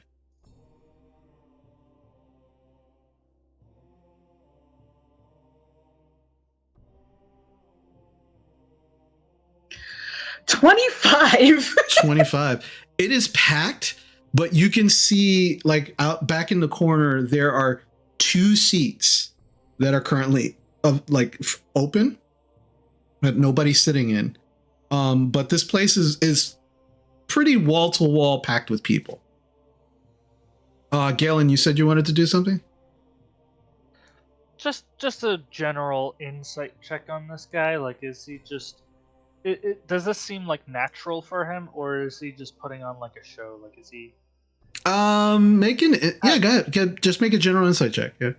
Yeah, I just want to make an insight check. Okay. That would be a 19. 19. It doesn't seem like an act. This seems like very, like, he's being genuine as far as you can. Again, you've never met an individual like this before, and his mannerisms are a little off, but it doesn't seem to be forced. Right? It does seem to be, at least for him, natural. And so as he finishes pouring the last ale, he's like, "That'll be 2 silver, please. Thank you." I give him 2 silver. He takes it. "Will you be needing anything else this evening?" Not at the moment. I'll let you know. Very well. If you need anything, you can find me right here. Again, this is my establishment. Welcome. The arrow Thanks. in the knee. You're very welcome. That's a great sign, by the way. Isn't it, though? I had it commissioned. No. I'm not an artist, you see, so I needed someone who understood my concept to really bring it to life. Something I was unable to do. They did a good job. He just turns to you, Galen. Yes, that is why I paid him. So I just head to that corner. Yeah. So you make your way to the corner, and he just, without missing a beat, turns to a couple other people who have just made their way to the bar and begins to kind of pour drinks for them. He says, "Oh, it's good to see you again. Here you are, the usual." And it just continues, kind of going that way as you walk towards these empty chairs. Is it just me, or yeah, A lovely man. yeah? Is it just me, or are all the bartenders just weird? You might have to be in this town. Just that true. guy. Well, we've seen other bartenders. Remember the orc with the mustache? Remember I the still dwarf? crack up. Remember the dwarf with him, just staring into a wall? With the same kind of mustache. I can't Excuse even me, tell. what? Do you guys fill me in on that bar experience? Remember when we went out to the orchard and me and Galen sort of took a walk when you guys were, I think you were at the Cobalt Soul, and we took a walk and we didn't know what to do because we started to spar and then we got yelled at.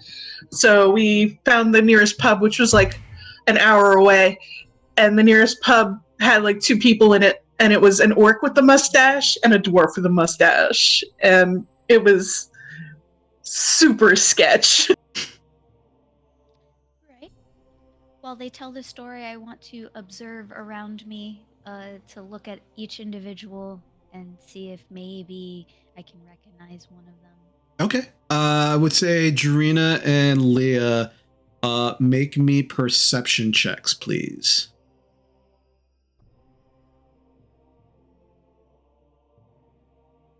Jarina, what'd you get?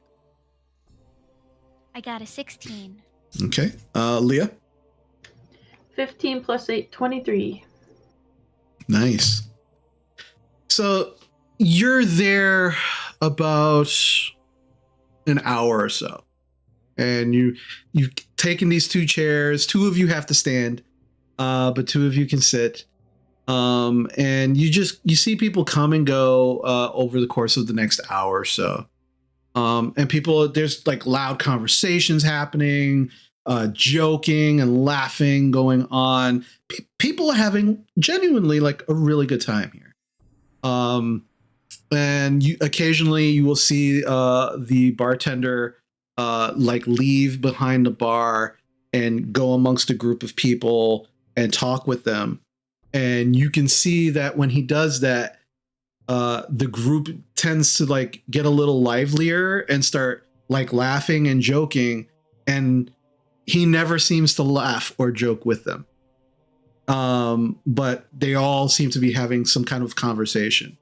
And eventually, the bartender does make his way back over to you, all of you, and says, good evening again.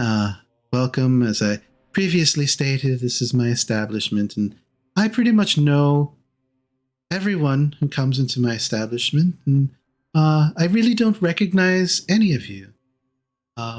So I thought it would be nice if I introduced myself a little more appropriately and we all got to know each other. What do you think? Sure. All right.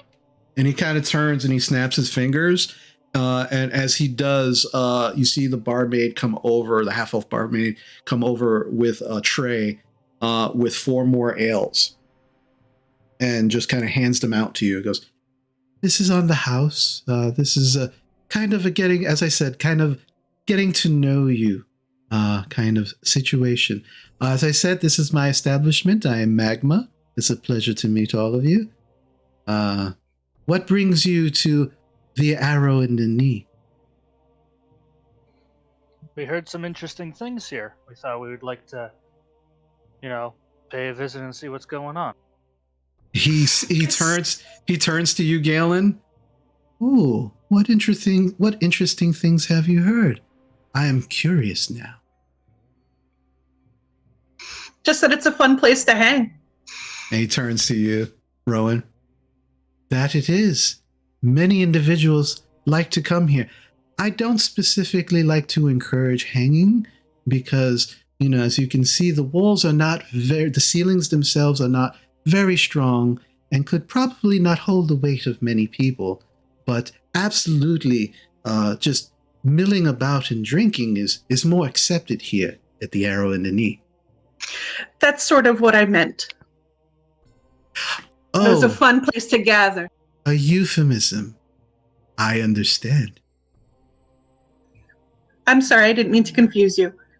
No, it's perfectly fine. I understand now. So you just came for the ambiance? Ambiance and to drink. It's been a long day. We decided to put our feet up and have an ale or two and enjoy. I would not encourage putting your feet up. There are not many places that you are able to do so. But should you find some, by all means, please do so. To rest my feet, to rest them. I'm sitting, but I will get up and let my friend sit down in a moment. You are definitely new. Yes, I understand now. Thank you. But again, please enjoy these ales on the house. That again doesn't mean that they are on the tavern itself. That I am giving them to you for free, and I hope that you enjoy them. That's very nice of you. Thank you. You're very welcome. And please, if you need anything, do not hesitate to contact me and let me know. I will. Thank you. You are very welcome. It's a pleasure to meet all of you, although you have not given me any of your names, and it is kind of rude. Oh. I'm Galen. A pleasure to meet you, Galen. Dogs are barking. No, we do not allow dogs in our establishment. That would be very unhygienic. We try to keep them outside the doors. There are a few individuals who feel like they should have animals with them at all times, but I always say, no.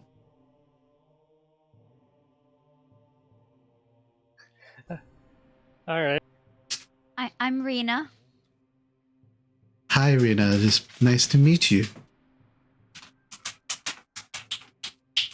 And I'm Elena. Nice to meet you. Hello, Elena. There was a significant pause there. Did you forget your name for a moment? No, I wasn't sure if Jarena was finished talking. Oh, I see. It happens sometimes. Some people become so inebriated here because they're having such a wonderful time. They do absolutely forget their names. but I mean no disrespect if that actually does happen. Appreciate that. I'm Rowan. It's a pleasure to meet you as well, Rowan. Now that we're all acquainted and we're all good friends now, I will be taking my leave. I wanted to come over and make your acquaintance. I will be going back to the bar to fulfill my duties for the evening. But again, should you need anything else, I will be over there. Thank you. Thanks. You're very welcome. And then proceeds to walk back to the bar. He is an interesting fellow.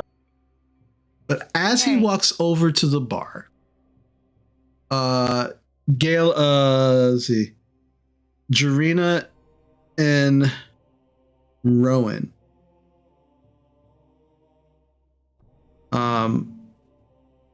you hear a couple of people towards the entrance of the bar, where the tavern where you came in. You hear a couple of them, Cluck! It's about fucking time you made it! And then you hear a few of it, yeah! There's like 3 or 4 people, ah! And then you just see a rather large individual, kind of very close cropped, short, like dirty blondish hair, couple of scars on the face, but regular but somewhat expensive looking clothing. Walk in, and Jarena, you specifically recognize this. This is him. This is Gazem Glosk. He's currently surrounded by what looks like at least 7 people. This was the group that actually kind of called his name when he came in. And immediately a drink is put into his hand. He downs it in one gulp, slams it onto the bar. Keep them coming. Let's go. And then, yeah! And that group of people now proceeds to just start drinking and being rowdy. You also notice that as this begins to happen, at least another 6 or 7 people start to leave the bar. As that group is now getting a little rowdier now that this individual has shown up. Since you're there to kind of clock him and see what's going on, and now that you've actually found him, another hour goes by. As you are there, yeah, Galen. As like an hour goes by, we're not like, I don't imagine we're just staring at him. We like order food or something. Like, yeah, we'll order some food, like light snacks, and we'll chit chat, and we'll but I try not to make it obvious that we're listening. Okay. And another round of ale too. Okay.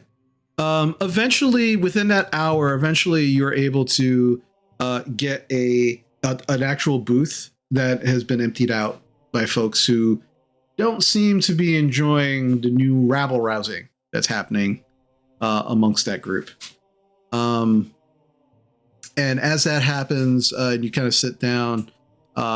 Magma comes over with the food and some of the drinks. Says, yes, here you are. We only have some light snackage here.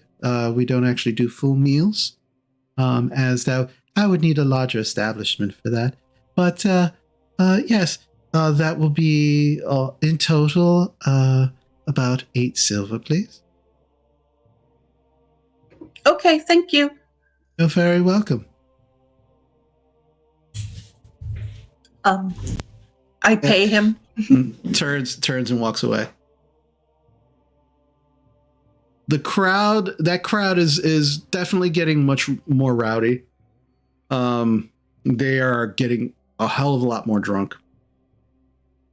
guys, I think it might be a good idea to sit outside. That way we blend in a little more, if you know what I mean.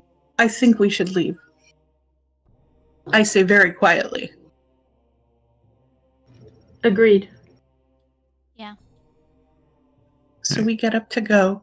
Okay. And try to be inconspicuous as we leave. Okay. Like I said, there are people who are like randomly coming in. There's still people coming in and leaving. So you're able to kind of time, when you see like 2 or 3 people get up to leave, that you kind of like go with them. I would like for the 4 of you to make stealth checks. But again, this is not so much for you to hide. This is more for you to be inconspicuous as you're leaving. So you're not drawing attention to yourselves.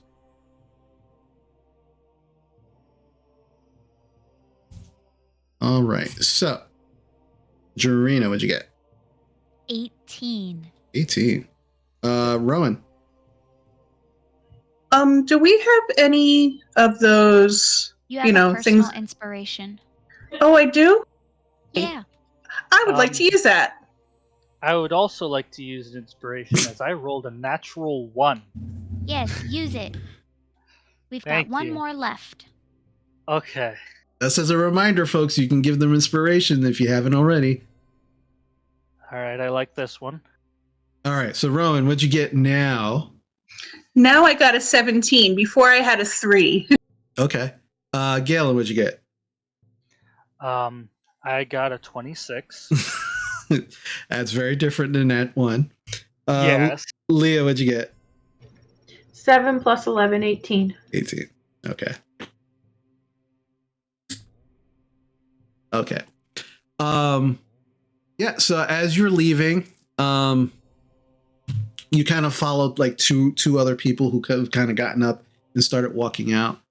And the group, that rowdy group that has Glosk in it that you're watching, they are pretty much like right by the door. They haven't left that spot.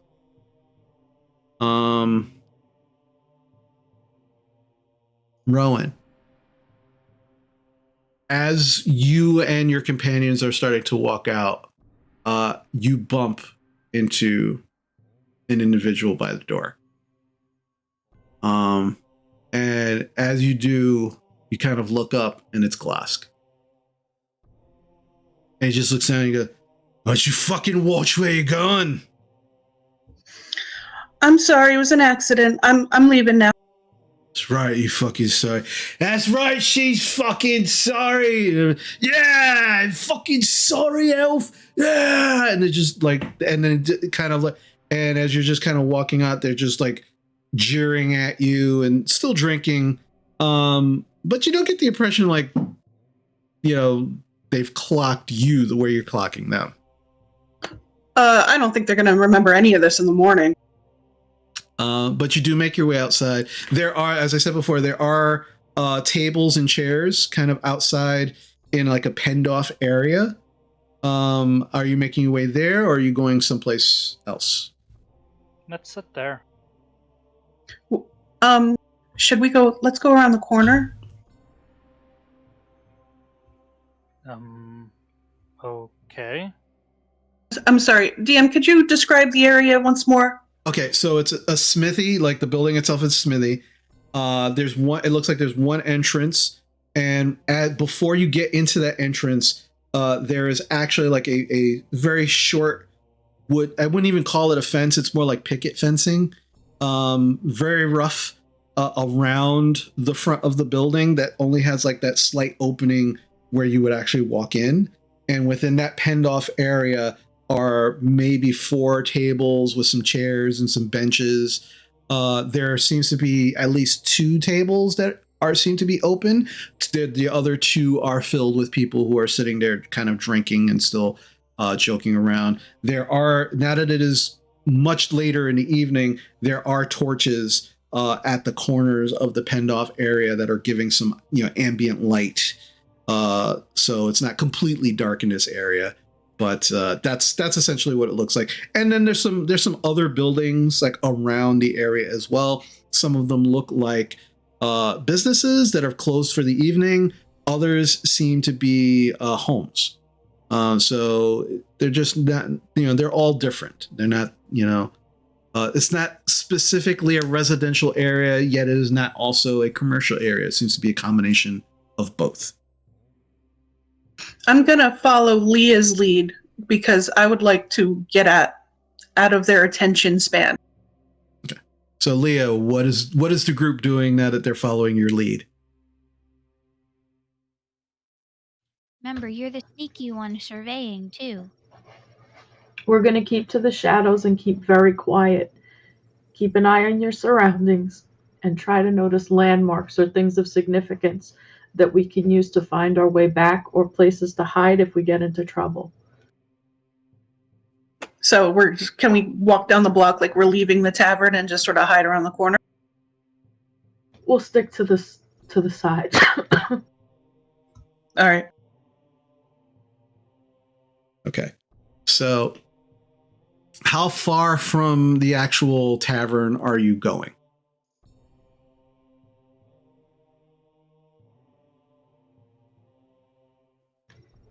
Just a few blocks in one direction and then loop around. Are you coming? All right, so explain to me exactly what you're trying to do. I'm trying to get a feel for what's around us.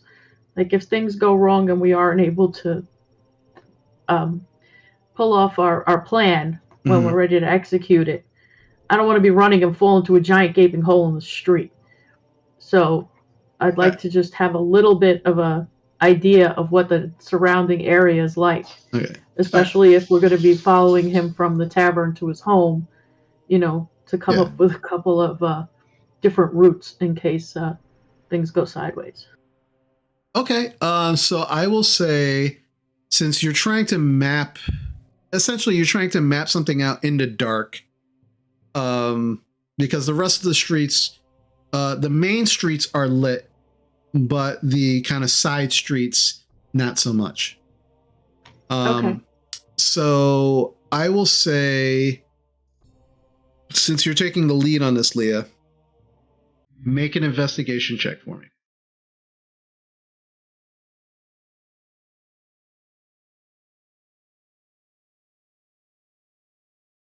Can I give her 11 plus 3 is 14. 14? Okay.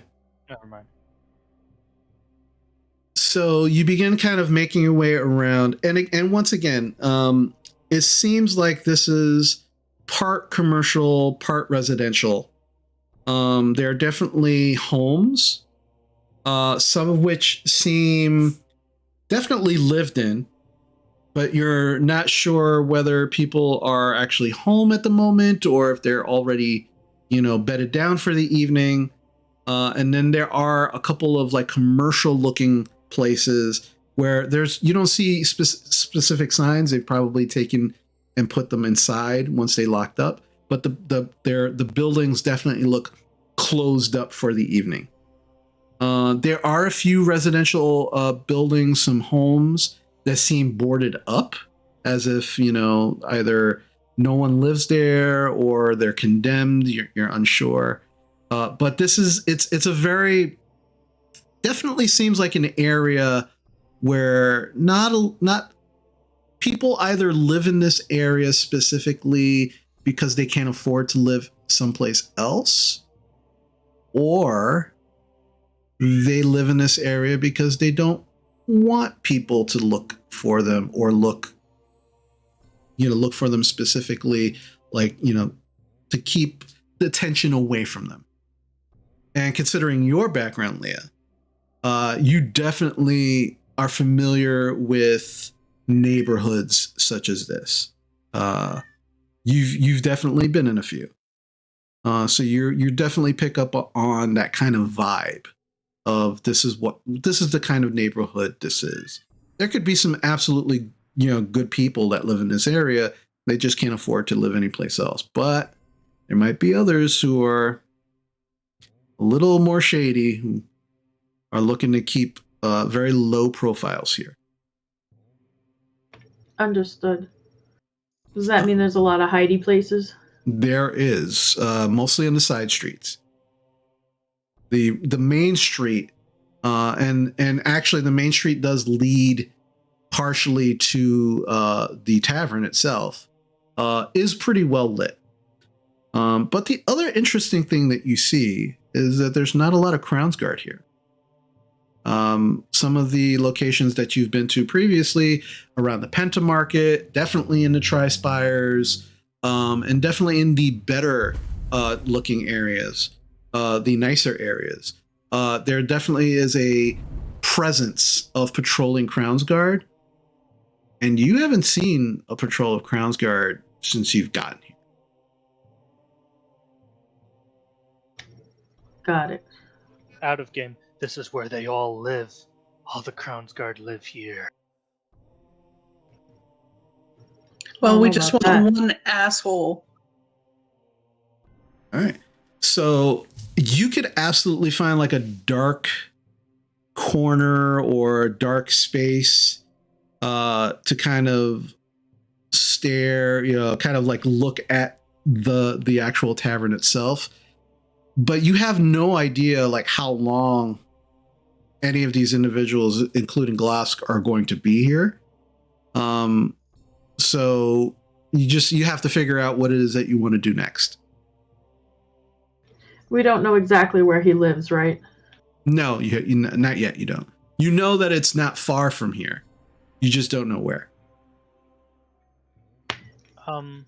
How much time has passed? Like, if you were like, is it midnight? Is it more like 1 a.m? Like, Considering you going in, spending some time there, and then leaving and then kind of doing like a kind of perimeter walk, I'm gonna say it's getting close to midnight at this point.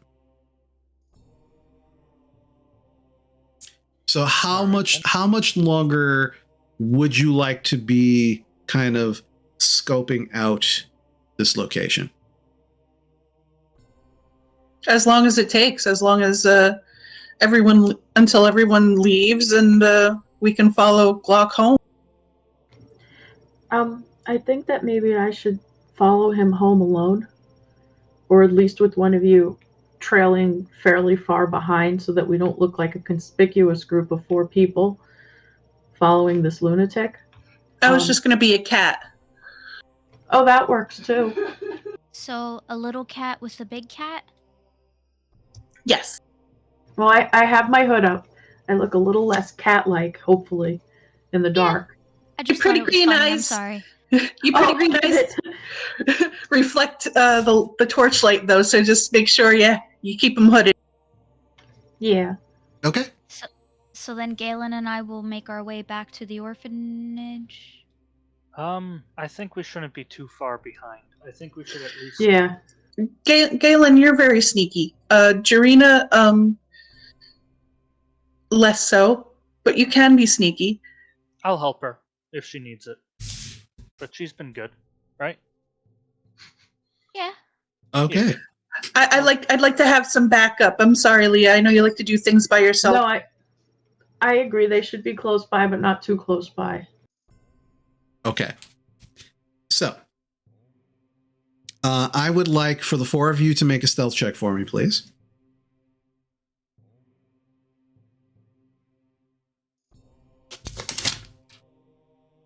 All right, Jarina.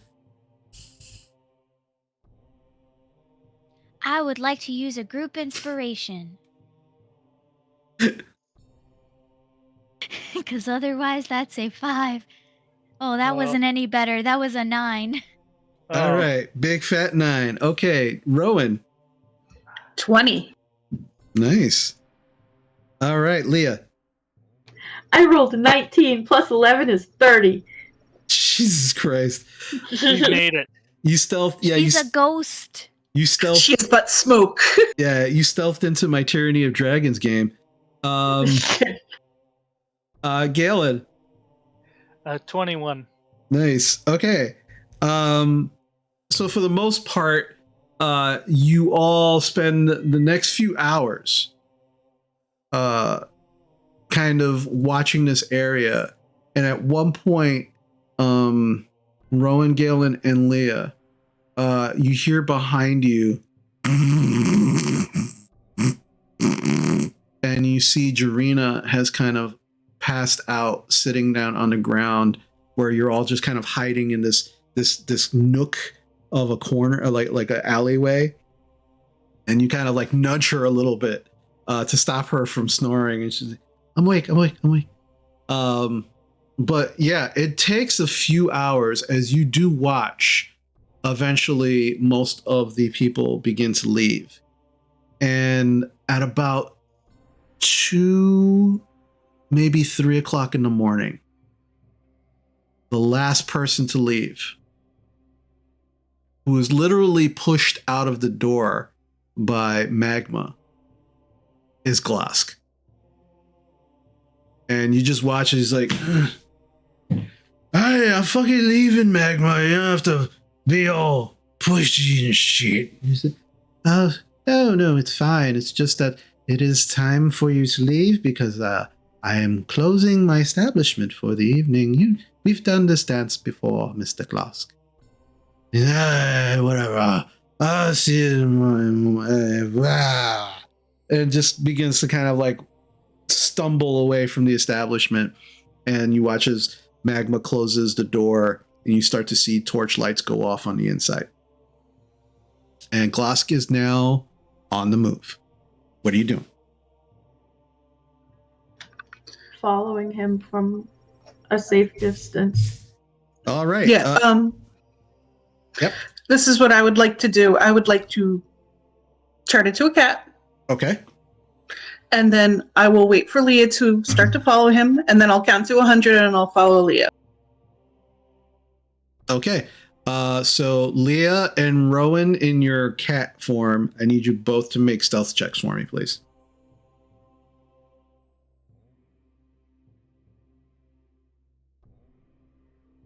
Rowan, what'd you get? Hold on, I gotta be a cat first. Okay, so Leah, what'd you get? 16 plus 11, 27. Okay. I don't even know why I ask anymore. Eventually you'll get a 1. These are the best dice I've ever had from Gen Con. Nice. I haven't rolled a 1 yet. It's bad to don't tempt the dice gods. True. Rowan, what'd you get?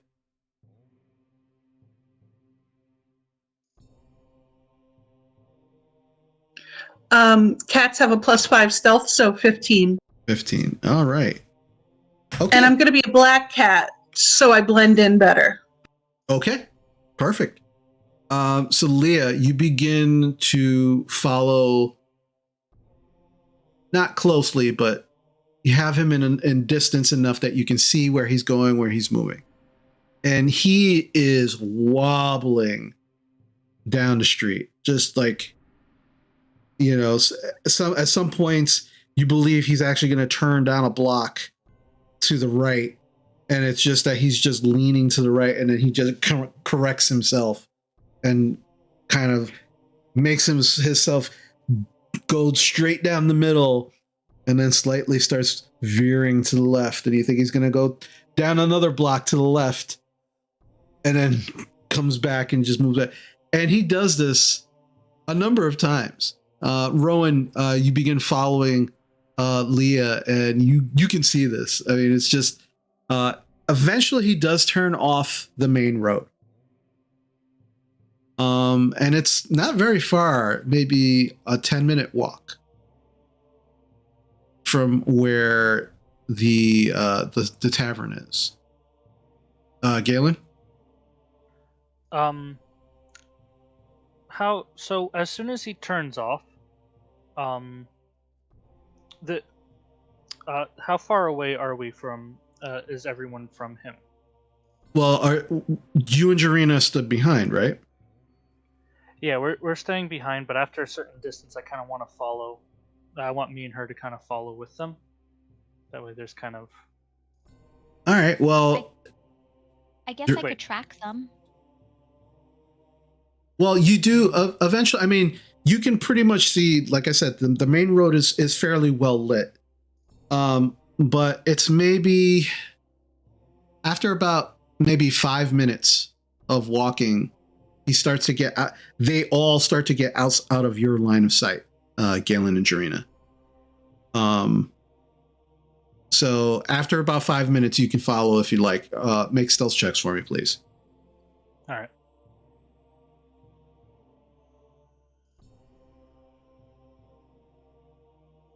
Jarina? 18. All right. Galen? 12. Okay. You are making these at disadvantage, right, Jarina? Because your armor and stuff? No, I only have leather armor. Oh, that's right. Sorry. Thinking about your previous character. My bad. That's Or okay. Squall. Yeah, or Squall, yeah. All right. So yeah, after about 5 minutes and you start following them, you can still see like Leah in the distance. So you're kind of not even Leah, I'm sorry, Rowan, the little black cat, kind of like in the distance.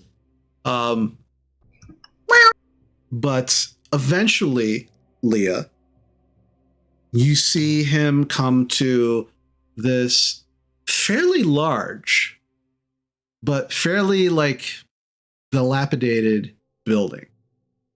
It's definitely a home. There is like a wooden picket fence around, many of the pieces broken off. You can say at one time there was a swing gate that swung open into like the actual area of the front yard, if you will. That is completely broken and on the ground. In the front yard, there's just patches of earth just torn up. It looks like at some point there was grass, but now it's just ripped up dirt. There are broken barrels and crates strewn about this front yard as well. The building itself is made out of stone, and there are shutters on the windows. Again, a lot of those seem to be broken and hanging at odd angles. But the front door seems to be like one of the few things that is not broken. As you kind of see him fumbling in his pouch, and he pulls out like a ring of keys, and he begins jamming it into the door. And you see him do this at least 5 or 6 times before he gets the right key. And then he unlocks the door and walks in. It does seem to be a 1-story house, but it does seem to be pretty large, pretty like almost like a ranch style house, made out of stone. The only wood bits definitely seem to be the roof and the door itself. Looks like a thick wood, and then the broken shutters that are on the windows, and the shutters are closed from the outside. But again, they're at like odd angles. There's pieces missing. And the windows that are there, they're about 1, 2. From what you can see, there seem to be about 2 or 3 windows. What would you like to do? Did he close and lock the door behind him? Yeah, he closed the door, and you heard even from where you're standing, you definitely heard a loud clunk as he locked the door. Do we see anybody had followed him home or lurking in the shadows? There is a black cat that is following you. But that's Rowan, right? Yeah. Yeah. But at this point in time, you do not see anyone around. And eventually, Jarina and Galen get to you. And at this point in time, you're all about maybe 50 feet away from this house. You're kind of standing in an alley that he turned into this alley to kind of cut through some houses to get to this building. But you have a very clear sight of this building. Yeah. Do we hear that he's still rustling around? I'm gonna sit under the window and see what I can hear. Well, you'd have to get closer. You're gonna get under the window? Very, very stealthily. I need you to absolutely roll me another stealth check then.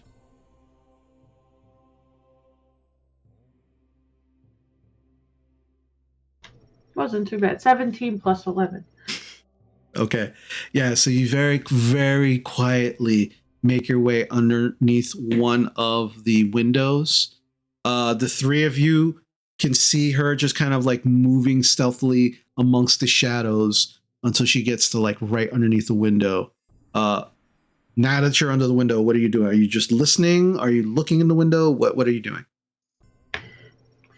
At first, I'm gonna just listen, make sure there's no, to make sure that there's no rustling sounds, or if there are rustling sounds, I'm also gonna keep an eye on what's around me and above me.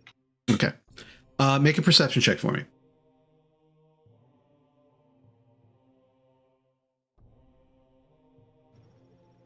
+8.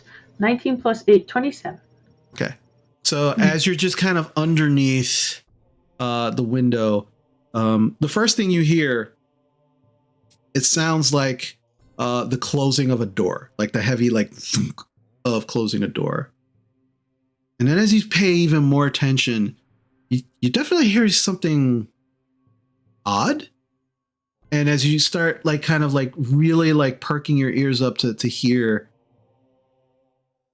it can't be. And you start getting a little confused, and then you definitely hear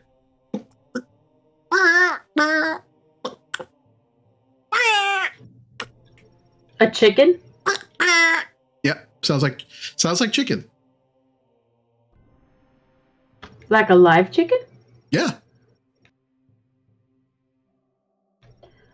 I'm gonna ask Lucy to go in, and we're gonna do that where I see through her eyes. I'd like her to go in as a mouse. Okay. Lucy, who is at this point already a mouse in your pouch, does come out into your hand, and little gray mouse in your hand. You ask her to go in. You want her invisible? As much as possible, yeah. Okay. As you're looking at this little gray mouse in your hand, boop, she disappears, and you feel it scurry off of your hand. Makes her way over to the front door, and thankfully there's space enough under the door for her to squeeze right through. And as she does, what are you doing? Oh, I'd like to see what she sees. Okay. Your and eyes. I'm assuming Rowan is next to me, right? No. Meow. The three of them are where you started from, and they're just kind of I like. thought Rowan was following me. Yeah, they can see you from where We're you're all in at. the alley. Yeah, they're in the alley. Okay. They can see you, but they're not next to you. Okay. Okay. Well, I'd still like to see through Lucy's eyes. Okay. Make a perception check for Lucy.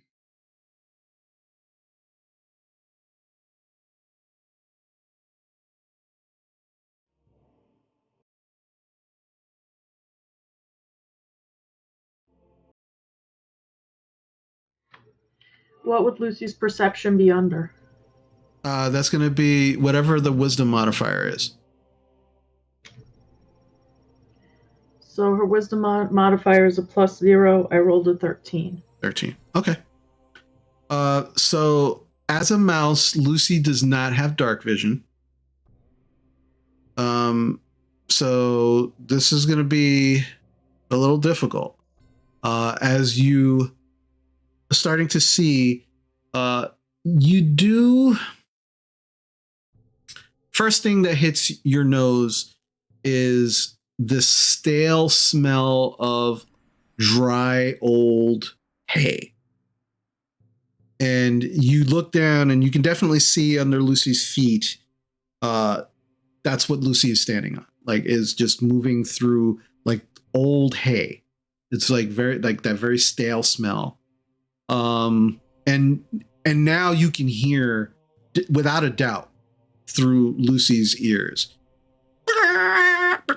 Oh, who did we lose? Sora. Or Okie dokie. Actually, then this will be a good time to take our break. We are going to take a quick break, everybody. We will be right back. Wait, hold on, so people can see me. We're gonna take a quick break. We'll be right back. We'll be back soon. Bye.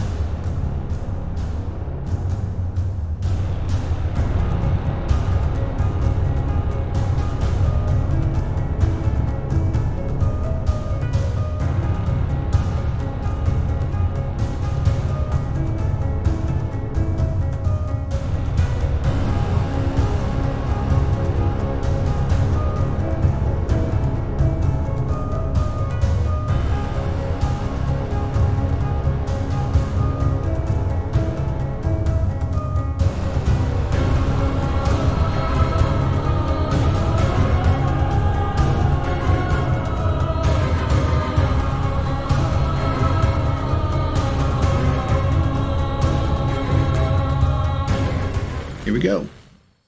Hello, everyone. Cameras are back. We are ready to go. Thank you for being patient.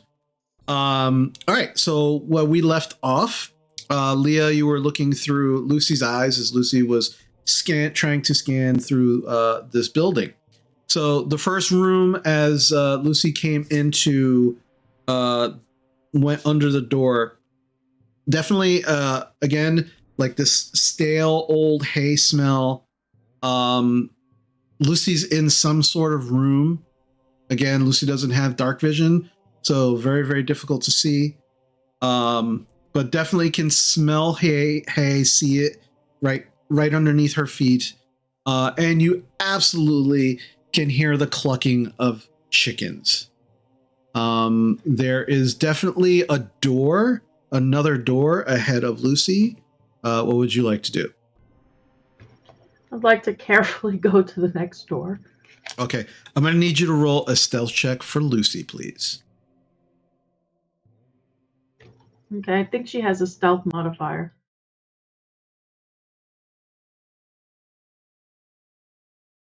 Her stealth is +5, and I rolled a 16, so 21. 21, okay.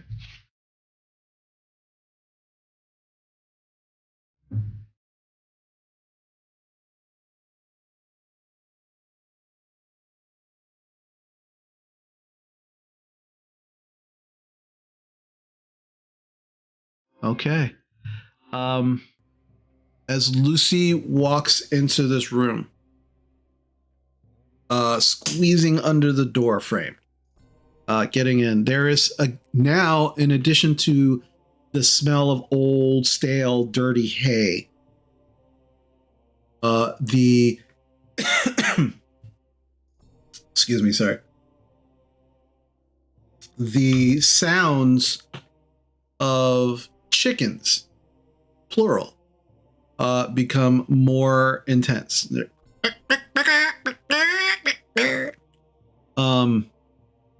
And as Lucy begins to make her way further into this room, which is now, she seems to be in a much larger space.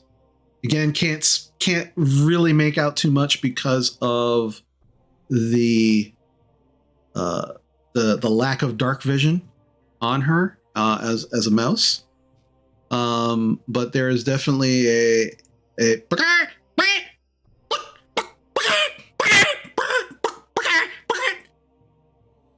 and you hear what's that? What's going on? What's that? I need you to roll initiative for Lucy, please. Is it a chicken alarm system?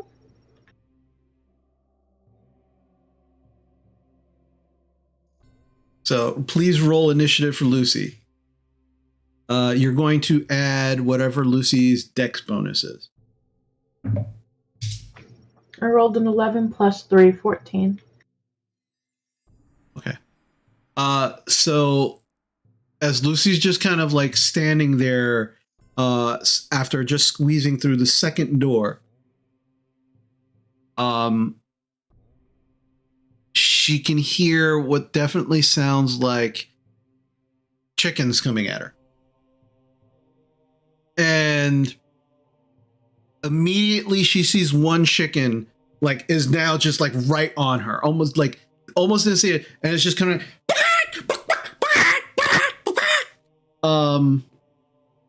well, what do you want Lucy to do? I would like Lucy to defend herself as much as possible. Can she transform into her closet self?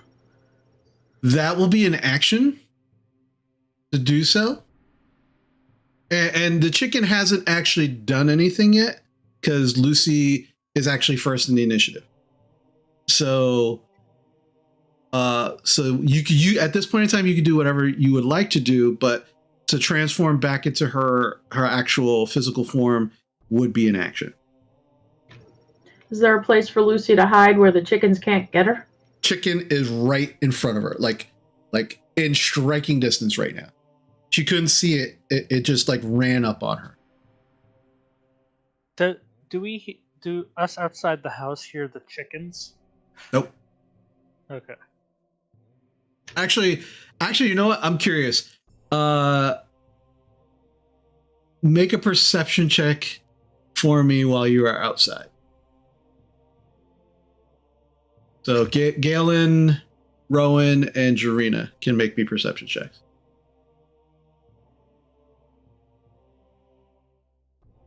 Jarena, what'd you get?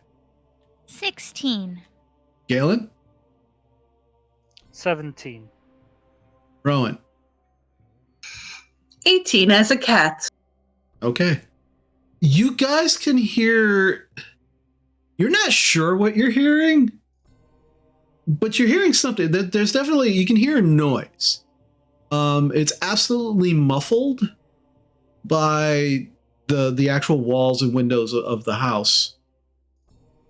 But you're not sure what you're hearing, but it sounds weird. Just sounds off. Weird. So, but getting back to Leah, what would you like Lucy to do? I'd like to hold Lucy to hold her actions until she's attacked so she can defend herself. What is that possible? Yeah, it's just like what you do. So what action will she be holding? Guess a bite attack with her mouse teeth. Okay. All right. So it's now the chicken's turn. As this chicken is like right on her, it is going to multi-attack. One bite with a bite and two claws. So it just kind of runs like let's see. So that is going to be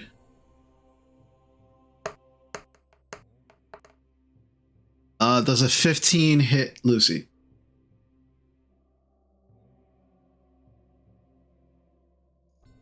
Yes. Okay.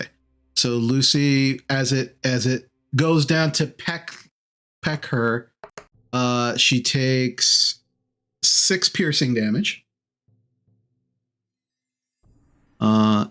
And then it will reach up with its claws and try to claw at Lucy.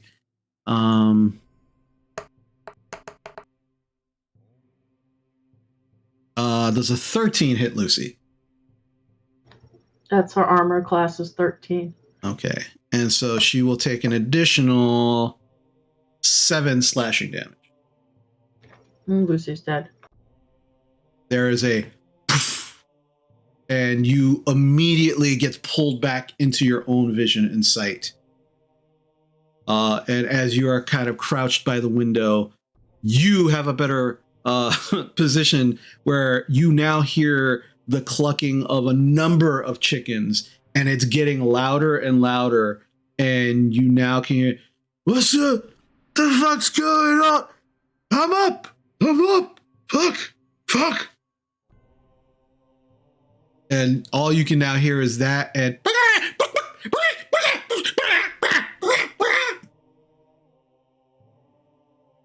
what do you want to do?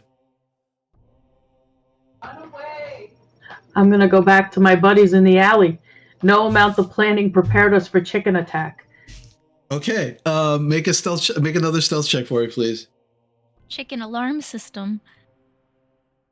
I rolled an 8, so 19 total. 19. Okay.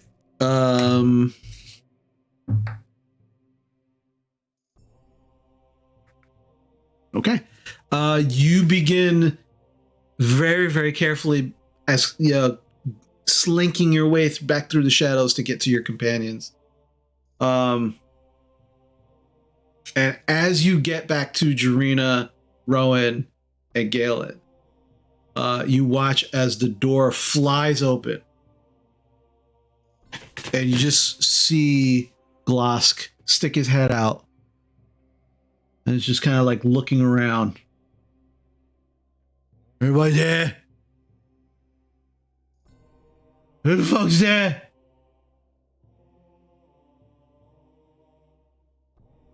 Just continues to look around for a good minute or two. And as he's closing the door, all you can hear is and the door closes. Were those chickens? Yes. What?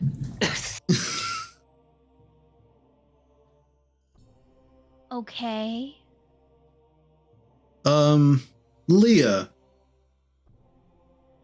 I would like for you to make. I'm gonna say make a perception check at disadvantage for me. I want to see what you get. Using Lucy's perception. What would Lucy's perception modifier be? That whatever her wisdom modifier is. Okay, so at disadvantage, it's a 9. Right. Okay. Because there's no modifier. Okay, no problem. So Galen asks you, were those chickens? Those were chickens. So they're his like alarm? What? I mean that's smart, but what? Meow? Should just burn down his whole hut with him and his chickens in it. Problem solved. Let's wait until we know he's asleep, and then we'll do that. I mean, Those crazy chickens are just going to wake him up again. Meow? You want to eat some chickens, Rowan? But wait. Remember, I can make things pretty silent. That would work. Meow, meow, meow. I'm just going to pet Rowan behind the ears and under their chin, just to give her like a little good girl kind of thing. Okay. As I say that. All right. So, Team Latrine, what is the plan now? If you can silence the chickens, I'm willing to go in and plant the drugs on him. And maybe he could get death by chickened. Meow. I thought we were gonna feed him the drugs. We could do that too. That works. wait. Never mind. Or should we wait until tomorrow and just regroup with Sora and Squall? Question, DM. Yeah.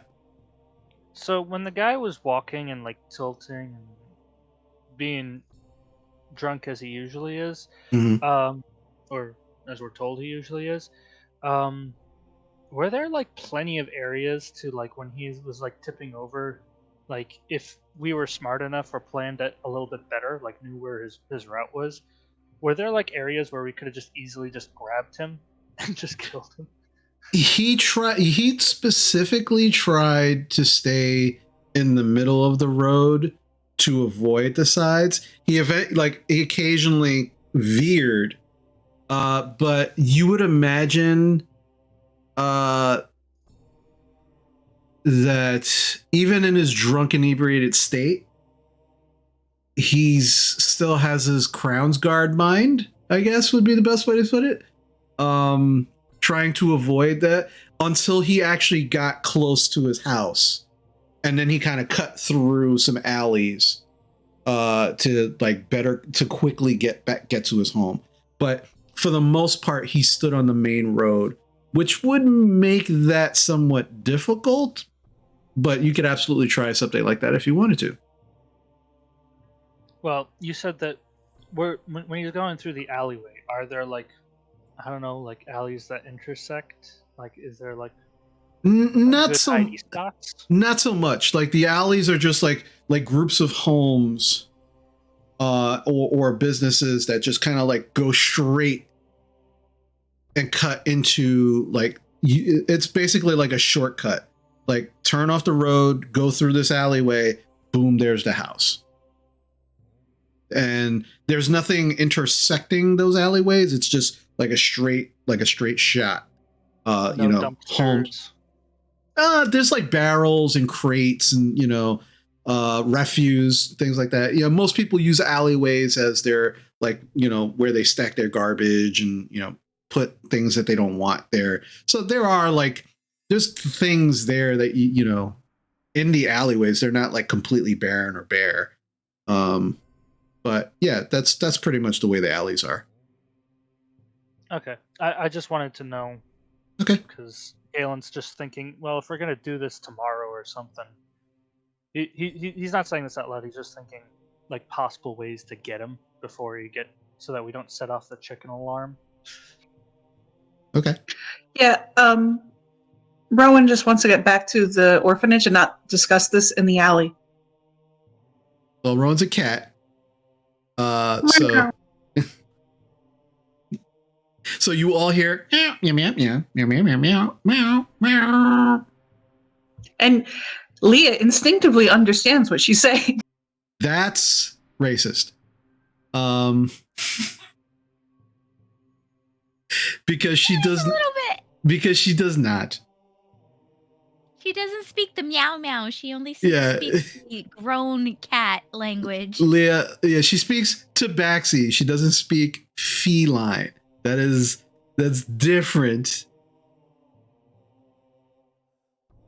And I don't want to put words. I don't want to put words in Leah's mouth, but she's getting just a little bit tired of your presumptuous cat stuff.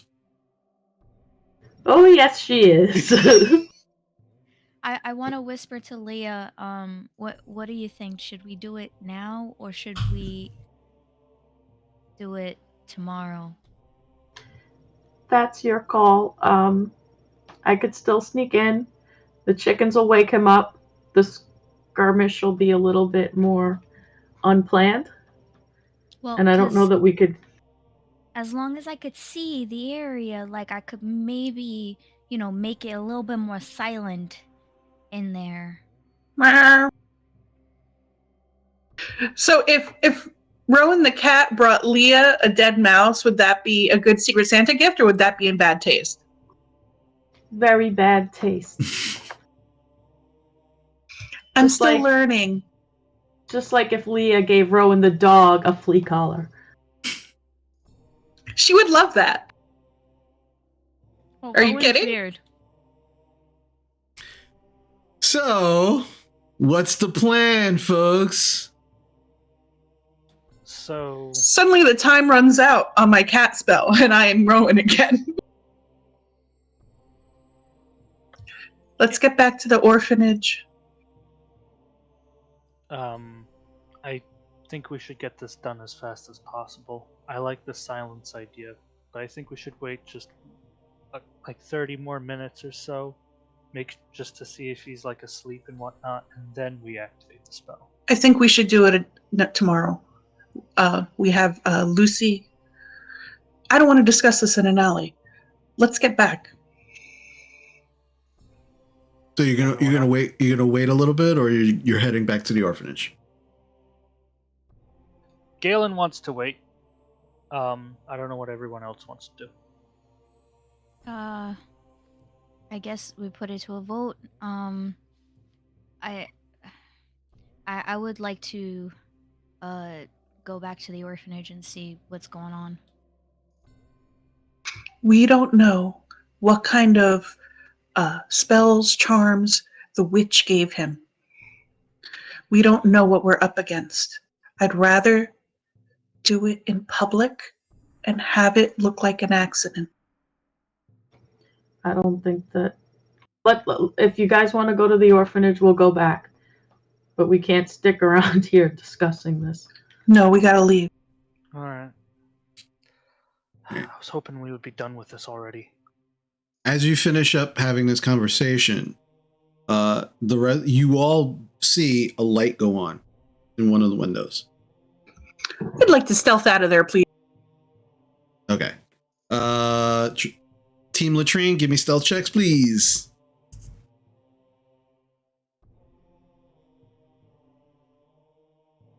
Drina. I'm gonna use a group inspo. You have more? Yes. Okay. Oh, that was just a little better. That was a 10. Okay. Rowan?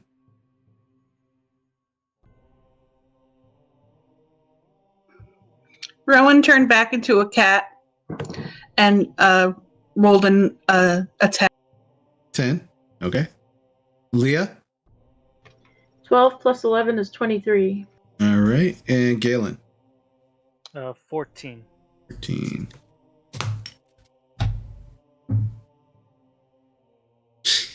Okay. All right. Yeah, as you begin making your way out of this alley, you definitely kind of turn back and you see another light go on in the house. So clearly someone is roused. Someone's not going to bed right away. And so maybe it was a good idea that you began to make your way back to the orphanage.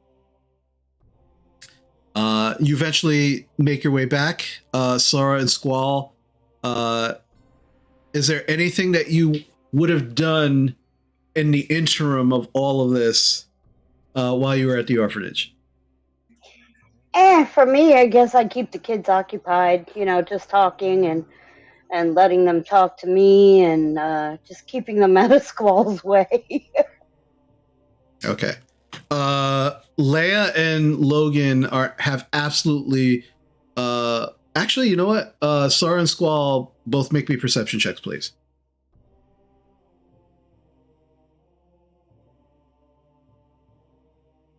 Eight. Okay, Sarah? 15. 15.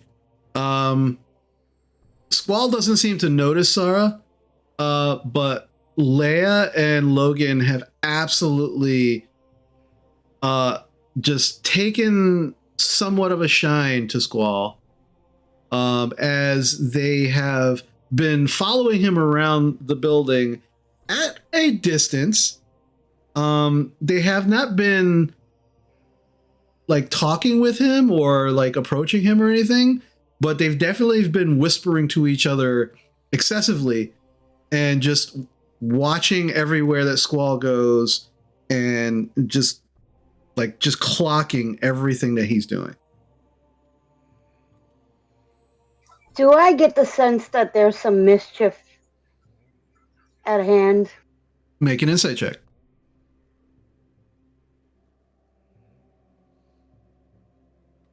Oh, the ones I'm not proficient in. Do we have any more inspo?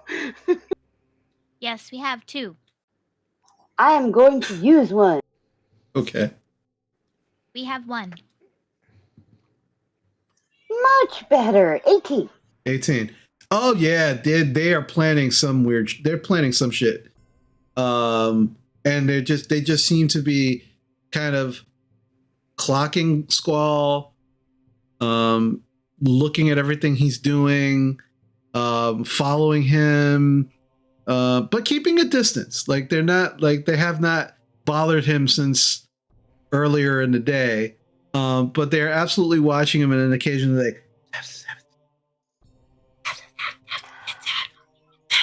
I cast Levitate on Logan. Okay. How far up are you making him go? Because you can make him go up to 20 feet high, and you can control that. I think I'm gonna do about 10 feet. I don't want to kill the kid. Okay. So you levitate him about 10 feet. As he begins to rise, like, what the fuck? What the fuck? What the fuck? And he's just kind of like floating in the air. And he looks at Leia, and Leia's like, I'm not doing that. Am I? And she just starts looking at her hands. And I walk up to them. She starts holding it at him like it's gonna do something. Nope, not me. I walk up to them and I say, don't think I don't know what you're doing. I told you, leave him alone. Don't try and take anything from him, play pranks on him. Just leave him alone. Leia turns around and looks at you. You doing that? And I can do worse. Put him down. I'm fucking magic. I'm more magic. Okay. You watch. At this point, I cast Reduce on Leia. Before that, actually, you know what then? I need you to roll me initiative because she was planning on doing something too. So roll me initiative. We're gonna burn down the orphanage. It's not gonna be our fault. 5. 5? Okay. So before you get a chance to cast a spell, you watch as Leia immediately shrinks down, and you watch as she is this little chihuahua, and she begins biting your ankles. I love her so much. It's so cute. Hold on a second. We're not there, but that's so cute.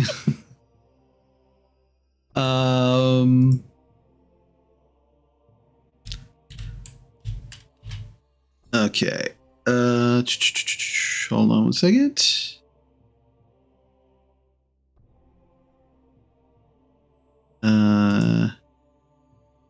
That's the wrong one. Yeah, we'll use this one. Okay. She is going to make an attack. She's making a bite attack on you. I don't think an 11 hits. It just hits. Oh, okay. So you take 4 piercing damage as she bites your ankle, and she's just like.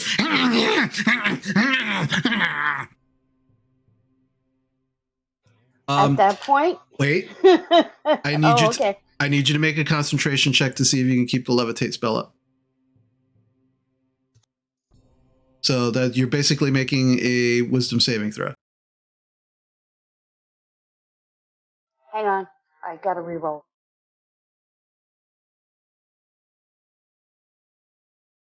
Seven. Your levitate spell drops. Logan hits the ground. He takes 1 bludgeoning damage. And you can see that there's a huge welt on his head that's starting to kind of form. And he just kind of looks at you and goes, he's just making a face and kind of growling at you. It is now. If she hadn't bit me, I wouldn't have lost concentration. You wouldn't have fallen. You shouldn't have put me up there. You should have done it. You shouldn't be following Squall when I told you to leave him alone. It's my house. I can do whatever I want. Fuck you. Oh, so you would have preferred to stay with the matron. He's just growling at you, making a face. It's now your turn in initiative. What would you like to do? I am going to cast Reduce on the Chihuahua. Okay, what do I have to roll? I know I have to roll something.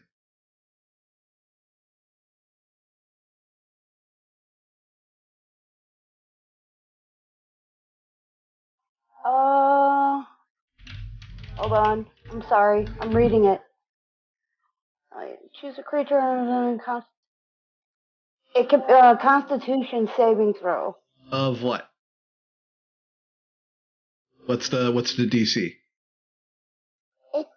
Con 13. 13. All right, so that is going to be okay. You cast a spell, and it looks like she's gonna get smaller than she already is as a Chihuahua, and then the spell seems to dissipate. She made the check with a 16. All right. It's now her turn. Uh-huh. She's gonna bite you again.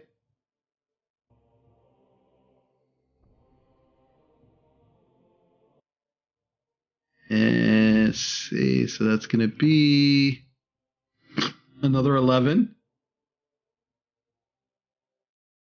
And you take 7 piercing damage.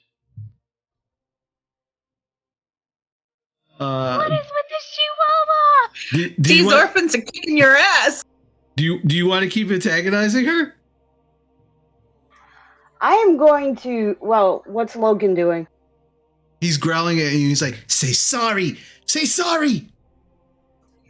I pick up the Chihuahua by the scruff of her neck. Is there a room where I can lock her in? Okay. So you're gonna try and catch this fast-ass little dog. I need you to make a dexterity check to basically try and catch her. And this is going to be contested because obviously she does not want to be caught. Well, oh wait, hold on. So roll a d20 and add your dexterity modifier. GM, you got an inspiration for the girl. Okay. I got a 14. You got a 14? But only for the girl. I'm going to use that because she didn't roll very well. Fuck you, Tarius, all right? You're locking a little girl who is shaped as a chihuahua in a closet. Do you think something is wrong here? Did I say closet? It could be any one of the rooms. Okay, it doesn't matter because thanks to that inspiration for the girl, she rolled a 20. Nat, but a dirty 20. So you reach down to go grab her, and she just bolts through your legs. And as she does, she runs over to where Logan is, and she stands in front of him, like in a guarded position, and she's just like growling at you.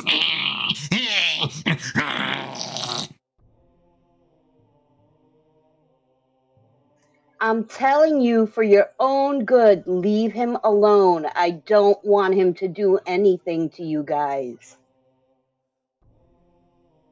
Is that all you do? Yes. Okay. She wild shapes back into herself. And she goes, "This is our house.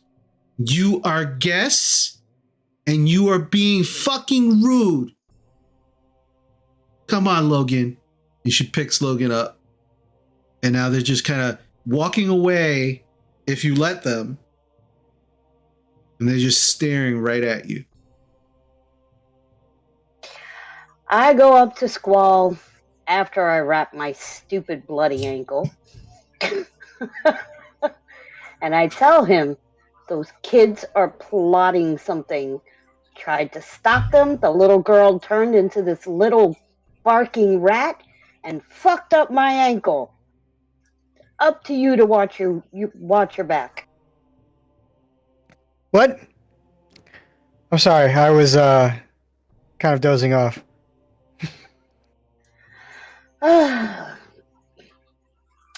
You know what?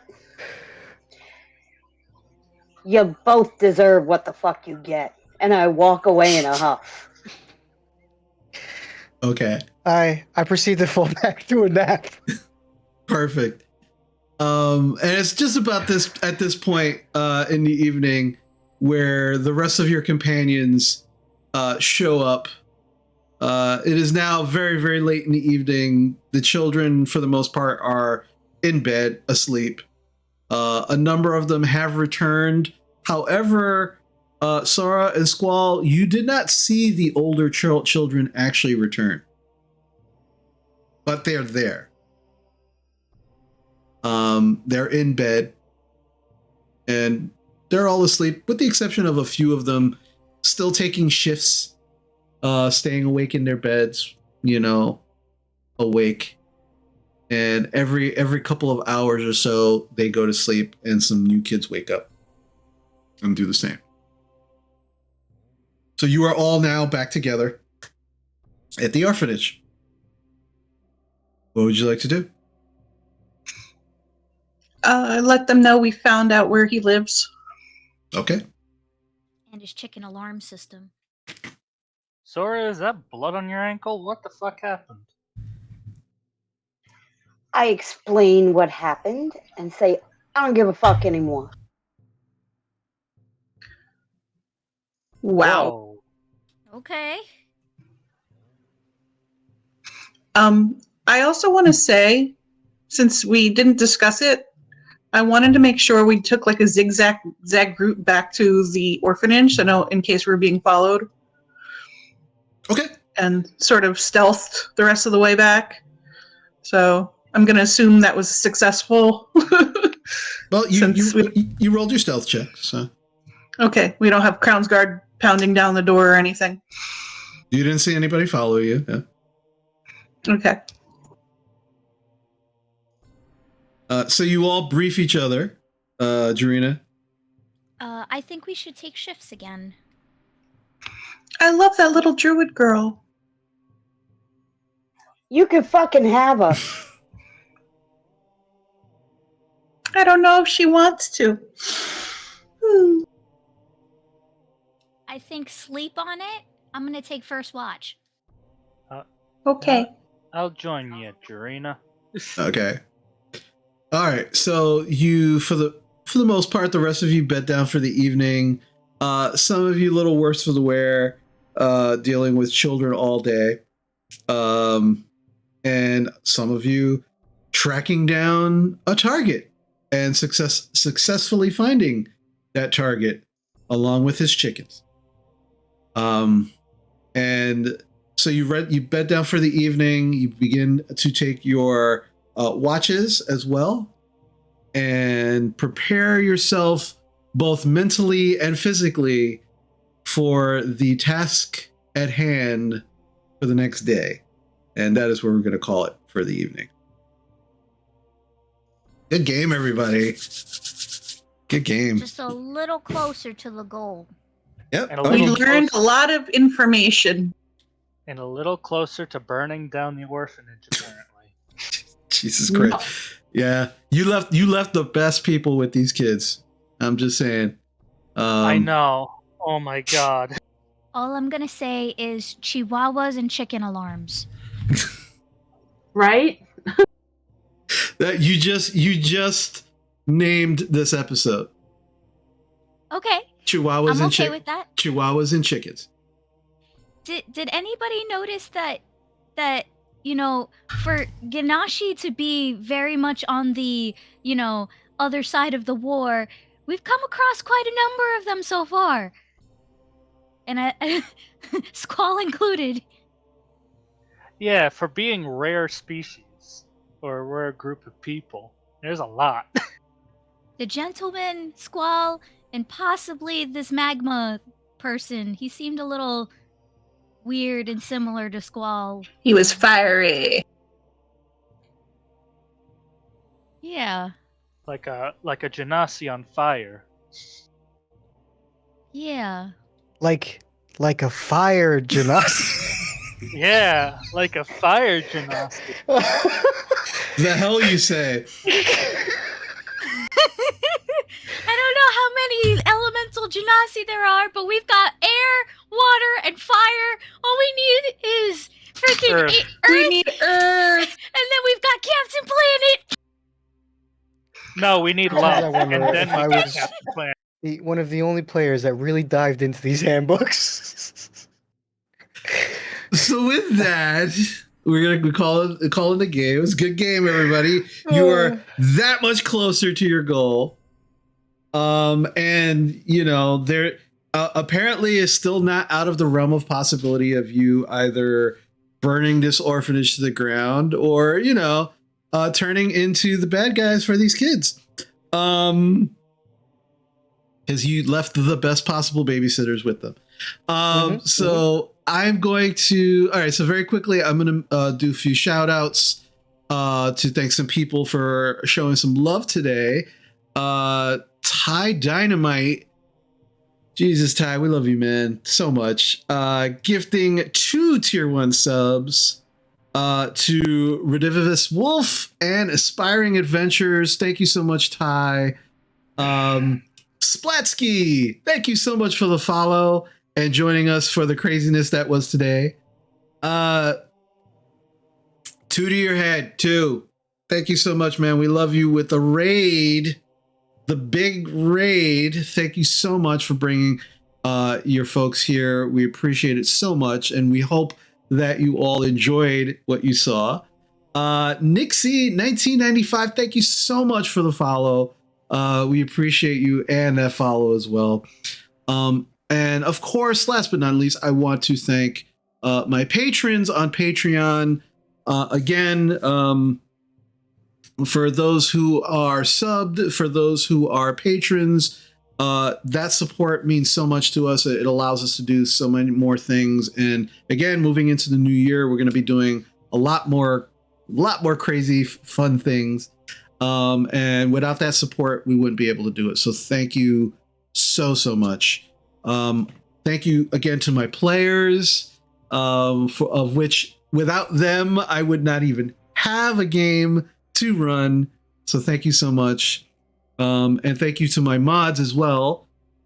So just for those who missed it, I will be for my birthday on December 26th, which is a Sunday. For my birthday stream, I will be playing TF2 for a number of hours and getting more and more drunk as I go along. But I will be speaking in various voices of the characters of the game. And we did a poll earlier this evening, and it looked like there was only actually two people. There was only two things voted on. So it looks like I'm going to be doing both those voices for the stream for the Heavy and the Scout. So that is a Russian accent and a Brooklyn accent. I will be doing Sunday. I'm sure it will be even more hilarious as the stream progresses and I get more and more inebriated. So please join me again. It's going to be going on to the schedule after the stream.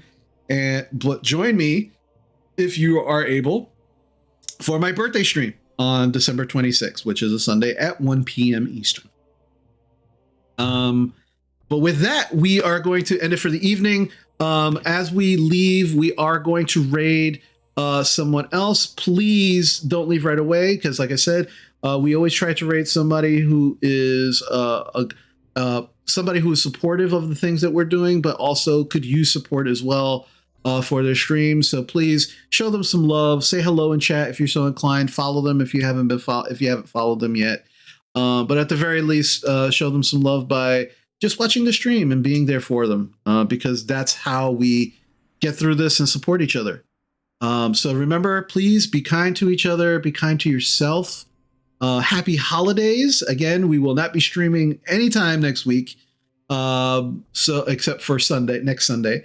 So please have a happy holiday, whatever holiday it is that you do celebrate. Have the best one. And remember that we love you very much, and we'll see you next time. Take care. Bye. Bye. Bye.